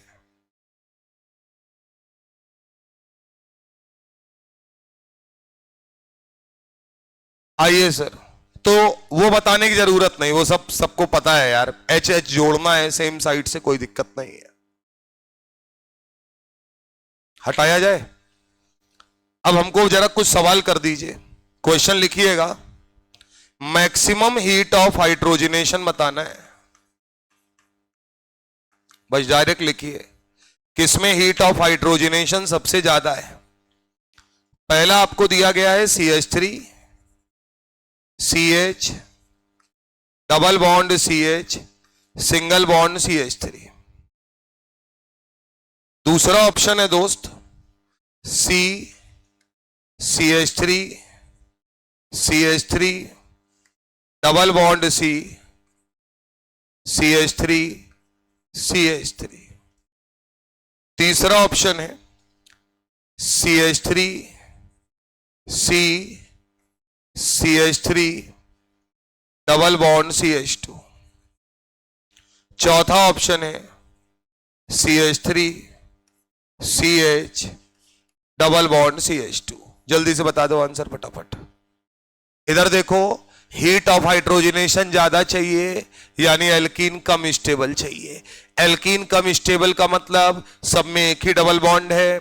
देखो हाइपर कंजुगेशन कहां कम है, हाइपर कंजुगेशन कम मतलब अल्फा हाइड्रोजन कम।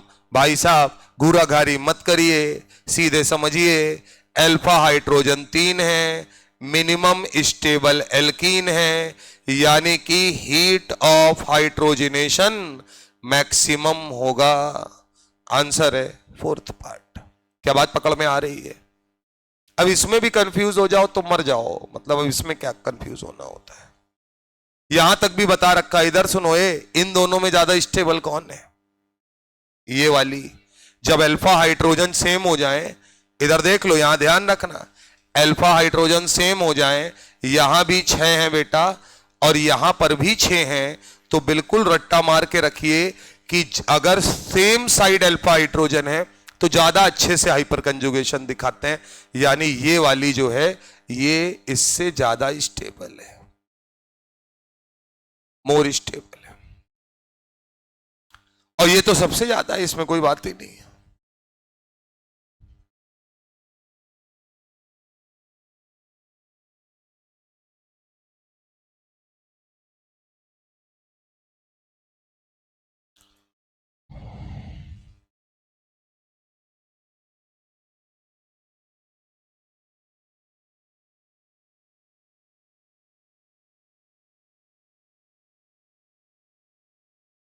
चले?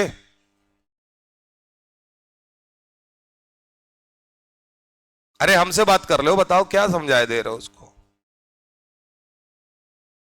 देखे रहे ना, कुछ और ना बता दे तुमको बेटा। ज्ञान दे रहा था ना तुमको कि वो उसको ऐसे कर दिया जाता है। कोई कंफ्यूजन हो तो अपनी बात पूछ सकते हो। मामला समझ में आया? हीट ऑफ हाइड्रोजनेशन ज्यादा पूछा गया है, एल्कीन कम स्टेबल चाहिए। हीट ऑफ हाइड्रोजनेशन कम पूछा जाता है, एल्कीन ज्यादा स्टेबल चाहिए। यहां कोई रेजोनेंस नहीं है तो हाइपर कॉन्जुगेशन से देख। कभी मामला फंस जाए 6-6 बराबर, तो अपने को याद रखना है सेम साइड अगर एल्कीन है, बात समझिएगा, तो इसका मतलब सीधा होता है एक टर्मिनल पर जितने ज्यादा अल्फा हाइड्रोजन होंगे उतना अच्छा हाइपर कॉन्जुगेशन होगा, इसलिए ये ज्यादा स्टेबल मानी गई। ये चाहे सिस हो या ट्रांस हो, इससे कोई फर्क नहीं पड़ता। भी ना वो सिस है ना ट्रांस है। अरे बोलो चाचा, ना ये सिस है ना ट्रांस है, जब तक इसके पैर फैला के नहीं लिखोगे कि दोनों मेथिल सेम साइड या अपोजिट साइड। चलो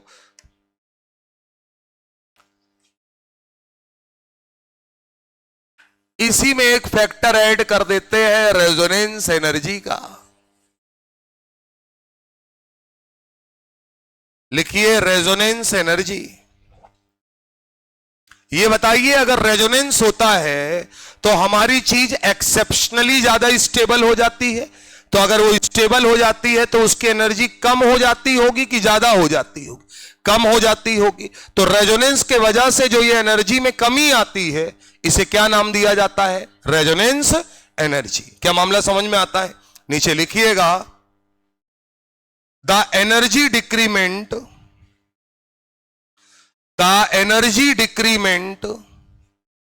due to resonance is called resonance energy,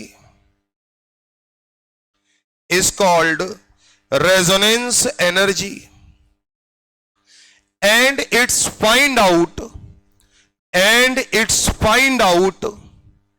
experimentally by heat of hydrogenation. क्यों ये टर्म यहां आया है? अबे हवाबाजी में बात करने का मतलब नहीं, कम हो जाती है, ठीक है, कितनी कम हो जाती है, कितना स्टेबल हो जाता है, इसके लिए निकालना भी तो पड़ेगा। तो इसके लिए हम किसका सहारा लेंगे? Heat of hydrogenation. क्लियर है मामला? कहा गया रेजोनेंस एनर्जी, R.E से समझ जाओगे। इन्होंने कहा थियोटिकल यानी कि लिखा पढ़ी में कैलकुलेट करने वाली हीट ऑफ हाइड्रोजनेशन, मतलब आपने गुणा किया। कैसे? हमने कहा एक डबल बॉन्ड है, इससे x एनर्जी निकलती है। तुमने कहा ठीक है, तो फिर बोले 3 है तो बोले 3x निकलेगी, 2 है तो 2x। लेकिन अगर वो डबल बॉन्ड कॉन्जुगेशन में तो वो रेजोनेंस में होंगे, और अगर रेजोनेंस में होंगे तो उनकी एनर्जी पहले से ही कम रही होगी। तो इसका मतलब हीट ऑफ हाइड्रोजनेशन उतना नहीं निकलेगा जितना तुम सोच के बैठे हो। तो theoretical heat of hydrogenation minus experimental heat of hydrogenation क्या कहलाता है? Resonance energy. क्या बात समझ में आती है? Theoretical minus experimental. अभी तुमको दिखाई दे रहा है, परेशान ना हो। ये देखो, ये एक एल्कीन है, एक ठो हाइड्रोजन जोड़ा और बनाया एल्केन। और जब एल्केन बनाया तो यहां पर जो एनर्जी निकली वो है 28.6 kilo calorie. Product side energy जोड़ने का मतलब होता है कि एनर्जी रिलीज हो रही है। तो इसका मतलब हीट ऑफ हाइड्रोजनेशन एक डबल बॉन्ड के लिए कितना है? 28.6। ठीक बात। लेकिन जब हम बेंजीन भाई साहब को लाए, 3 हाइड्रोजन इसके सामने जोड़े। अच्छा सुनो, परेशान ना हो ना कोई कैटलिस्ट होगा, है ना। 3 हाइड्रोजन जोड़े तो क्या इसने साइक्लोहेक्सेन बना लिया? बोलो सर। लेकिन अब हमने जब एनर्जी देखी तो वो एनर्जी एक्सपेरिमेंटल डेटा है 49.8 किलो कैलोरी आई। जितनी भी एनर्जी लिख रहे हैं ये सब पर मोल है, यानी 1 मोल कंपाउंड लिया गया। सुनते जाना, ये जो आई ये कौन सी हीट ऑफ हाइड्रोजनेशन है? ये है हीट ऑफ हाइड्रोजनेशन एक्सपेरिमेंटल, यही तो है। लेकिन अगर कोई मुझसे पूछता तो मैं कहता हीट ऑफ हाइड्रोजनेशन। थियोटिकल क्या होना चाहिए था? 3 डबल बॉन्ड है तो एक डबल बॉन्ड के लिए 29.8, नहीं सॉरी 28.6, तो 3 के लिए 3 गुणे 28.6, ये निकलनी चाहिए थी एनर्जी। तो क्या एनर्जी में चेंज है? तो इसका मतलब यहां से हम क्या निकाल लेंगे? Resonance energy. तो यहां से अगर मैं तुमसे कहूं कि रेजोनेंस एनर्जी निकालो तो तुम कहोगे थियोटिकल यानी 3 × 28.6 माइनस एक्सपेरिमेंटल 49.8। तो यहां से अगर आप सॉल्व करते तो ये वैल्यू आती है 36। देखो आ रही है क्या? 36 किलो कैलोरी पर मोल।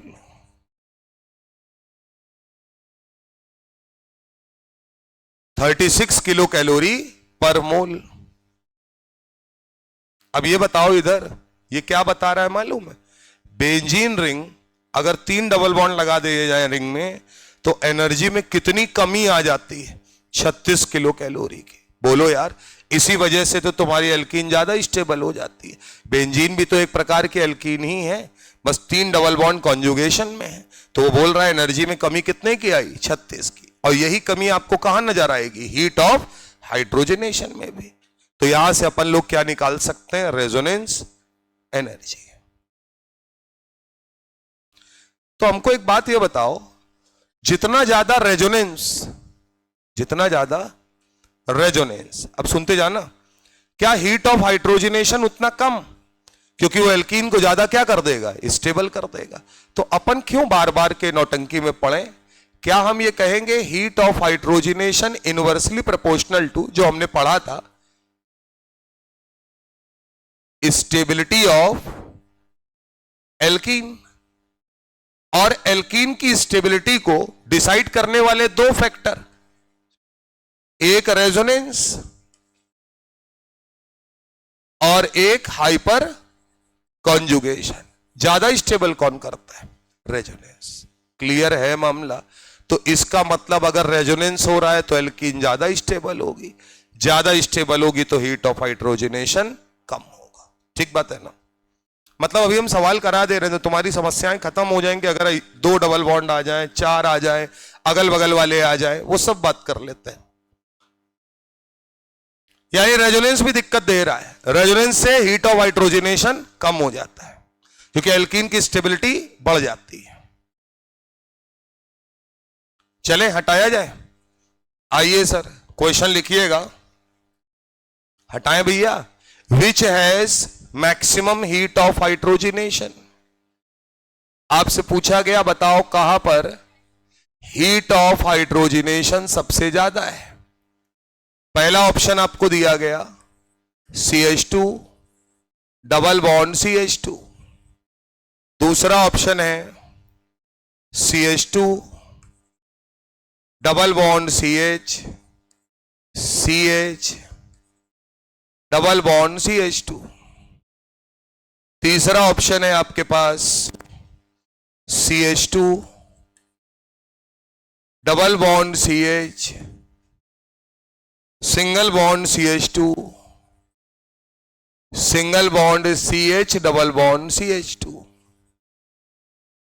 चौथा ऑप्शन है आपके पास CH2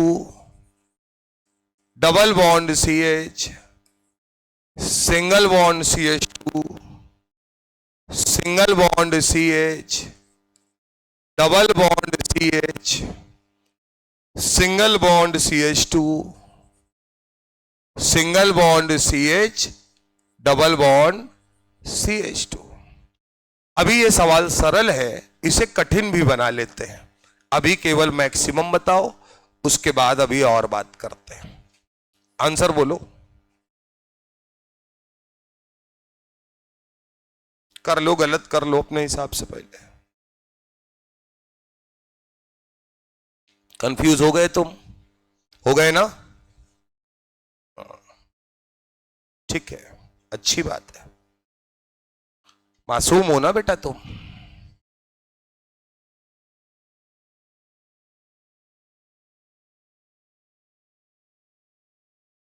क्या लिखा है? सबसे बड़ा फैक्टर कौन सा है? नंबर ऑफ डबल बॉन्ड ज्यादा है तो कुछ भी देखने की जरूरत नहीं है। तो भाई साहब क्या दिक्कत है, क्यों मरे जा रहे हैं? 1 2 3 आंसर फोर्थ पार्ट। क्लियर है मामला?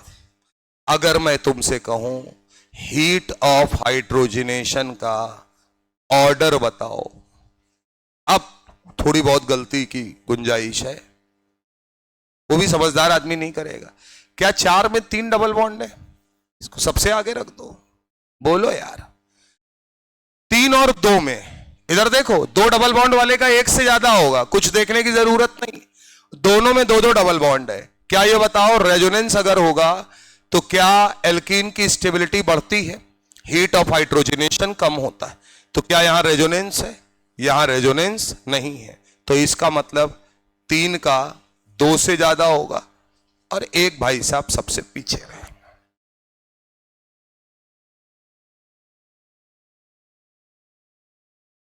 भाई समझ में आता है कि नहीं आता है? इसके ऊपर कुछ नहीं आएगा यार, ये मैक्सिमम है। और साफ साफ याद रखना, जितने अच्छा डबल बोल रहे हैं तो कल को ट्रिपल आ जाएगा, तो ट्रिपल में भी वही काम करेगा।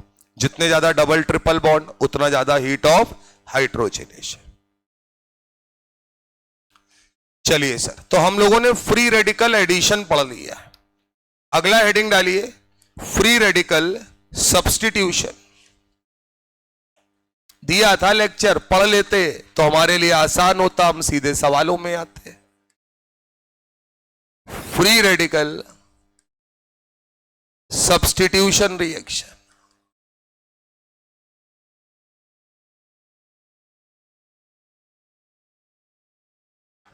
फ्री रेडिकल सब्स्टिट्यूशन रिएक्शन, सुनते जाना। सब्स्टिट्यूशन का मतलब होता है कि मुझे अदला बदली करनी है, H हटाना है और उसकी जगह हैलोजन लगाना है। बात को सुनना। तो सबसे पहले तो ये जो सब्स्टिट्यूशन है हम क्या कर रहे हैं इसके लिए? एलाइलिक या बेंजाइलिक, H हटाओ, क्या करो भैया?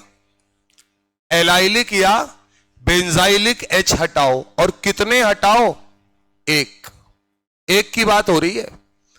1 एलाइलिक या बेंजाइलिक H हटाओ और उसकी जगह पर Cl फ्री रेडिकल या Br फ्री रेडिकल जोड़ो।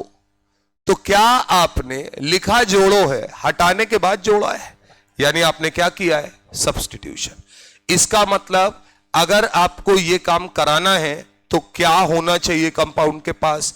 एलाइलिक या बेंजाइलिक हाइड्रोजन होना चाहिए। क्लियर है मामला? बना लीजिए, बना लीजिए।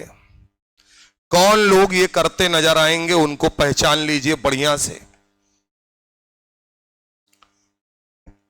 Cl2 लिखा हो, 500 डिग्री सेल्सियस टेम्परेचर लिखा हो। Br2 लिखा हो, 500 डिग्री सेल्सियस लिखा हो। NBS लिखा हो, यानी N bromo succinimide. N bromo succinimide. जाहिर सी बात है अगर ये लिखा है तो Cl फ्री रेडिकल को सब्स्टिट्यूशन किसका करना है? अपने को सब्स्टिट्यूशन करके ऐड क्या करोगे? Cl free radical. Br2 लिखा है तो Br फ्री रेडिकल, और नाम है N ब्रोमो सक्सेनामाइड है, यानी ब्रोमो है तुम्हारे पास तो Br फ्री रेडिकल। क्लियर है मामला? बनाइए सर।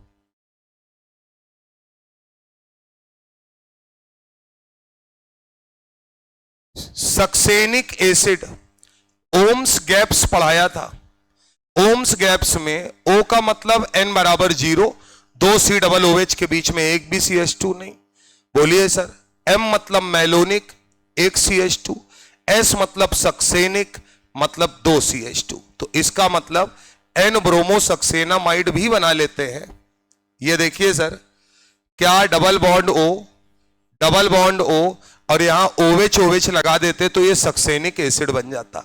हम बोल रहे हैं एमाइड, एन ब्रोमो सक्सीना माइड है, तो एमाइड का मतलब NH बॉन्ड होगा, तो यहां NH आ जाएगा। अब ये एमाइड बोलते तो चल जाता, हम कह रहे हैं एन ब्रोमो, यानी हमने ये H हटाकर इसकी जगह क्या लगा रखा होगा, Br। क्लियर है मामला? ये है भाई साहब एन ब्रोमो सक्सेनम। ये क्या करता है, अपने आप को तोड़ता है फ्री रेडिकल के रूप में, तो Br फ्री रेडिकल बाहर फेंक देगा।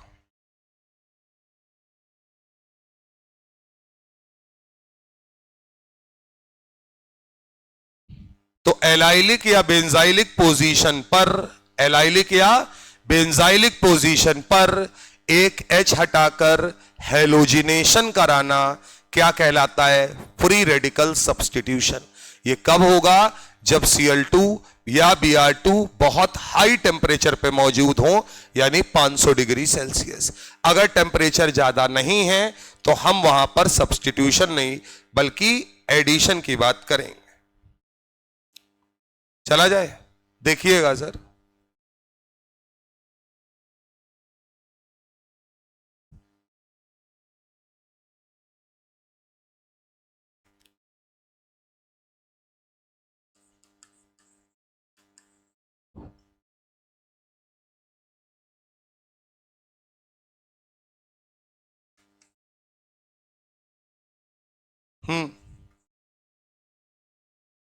तीन रिएक्शन है, क्या ये बताओ, बेंजाइलिक और एलाइलिक मैंने पढ़ा रखा, यूपीएससी में सब पता है तुम्हें।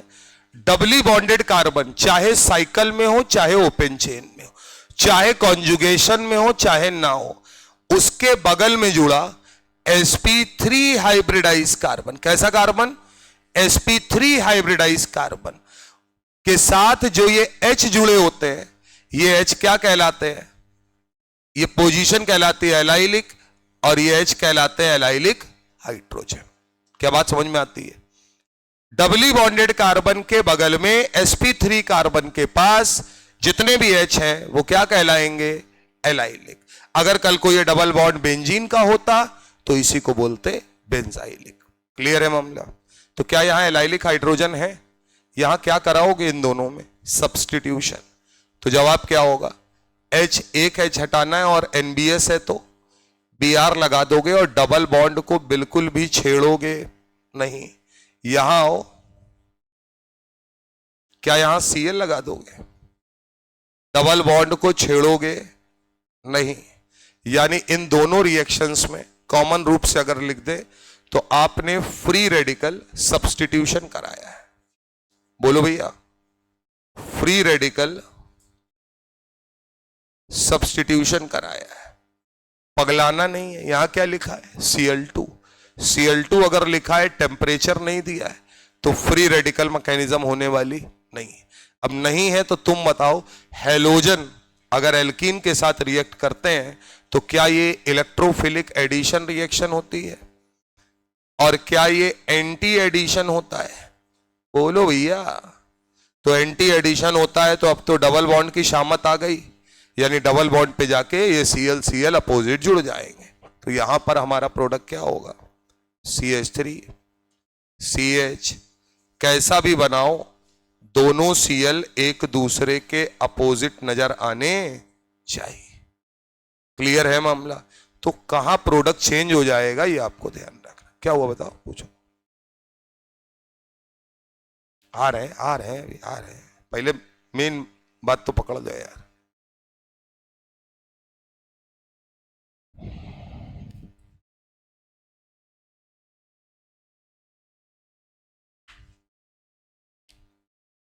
अब अच्छा एक बात खुद सोचो, इधर देखो, अगर बेंजाइलिक या एलाइलिक पोजीशन से H हटाते हो तो इंटरमीडिएट क्या बनेगा, वहीं पर फ्री रेडिकल आ जाएगा। बोलो यार, तो इस रिएक्शन का इंटरमीडिएट क्या होगा, इस रिएक्शन का इंटरमीडिएट क्या होगा, खुद ही बता दो। एलाइलिक या रेडिकल। बोलो भैया क्या होगा, एलाइलिक या बेंजाइलिक फ्री रेडिकल। H हटा के फ्री रेडिकल बना देना। क्लियर है बात।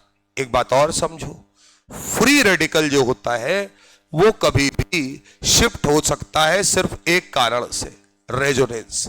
अगर रेजोनेंस है तो फ्री रेडिकल बना के और ज्यादा स्टेबल फ्री रेडिकल, मतलब ज्यादा हाइपर कंजुगेशन मिले तो आप शिफ्ट करा सकते हैं। क्लियर है मामला। तो आगे लिखिएगा, शिफ्टिंग पॉसिबल या रीअरेंजमेंट पॉसिबल, एक ही बात है। Shifting possible. अब पॉसिबल लिखते ही चीजें आसान हो जाती हैं कि यार अगर शिफ्ट कराना है तो कोई तरीका भी तो हो, और फ्री रेडिकल को शिफ्ट कराने का एक ही तरीका है, वो क्या है, रेजोनेंस। और आप कराओगे भी तभी जब आपको लगेगा कि ज्यादा स्टेबल चीज बन रही, वरना नहीं कराओगे। अच्छा, ये आप कब यूज करोगे, जब आपके पास ऑप्शन होगा कि इस वाले H को निकालूं या इधर वाले को। यहां तो कोई ऑप्शन नहीं है, यहां तो एक ही चीज है, एक ही कार्बन है, उसी के पास H है। आओ देख लो, शांति मिलेगी तुमको। ये लो,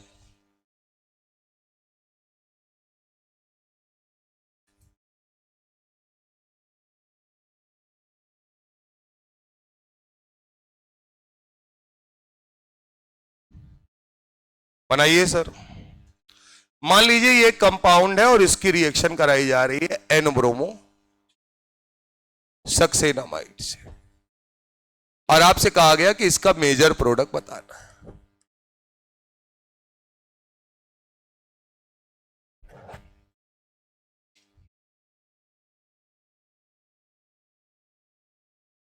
ठीक है ना।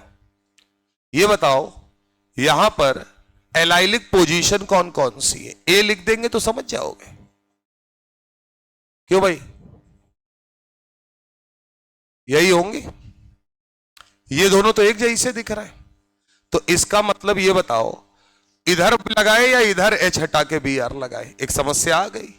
तो हम यहां पे एक काम करते हैं ना, बना के जरा देख लेते हैं। यहां free radical CH double bond C CH3 CH3। तो दोस्त आप चाहे यहां बनाओ या यहां बनाओ, एक ही बात है, घर में बना के देखना तो तुम्हें समझ में आ जाएगा। अब इससे पूछे क्या हालचाल है, बोले रेजोनेंस है। क्या है, रेजोनेंस है। बोले ठीक है, अगर रेजोनेंस है तो क्या फ्री रेडिकल रेजोनेंस ऐसे ही करता है, बॉन्ड ब्रेक हो जाता है। तो अगर बॉन्ड ब्रेक हो जाता है तो क्या रेजोनेंस के बाद यहां भी वही कहानी, जहां सिंगल है वहां डबल, जहां डबल है वहां सिंगल।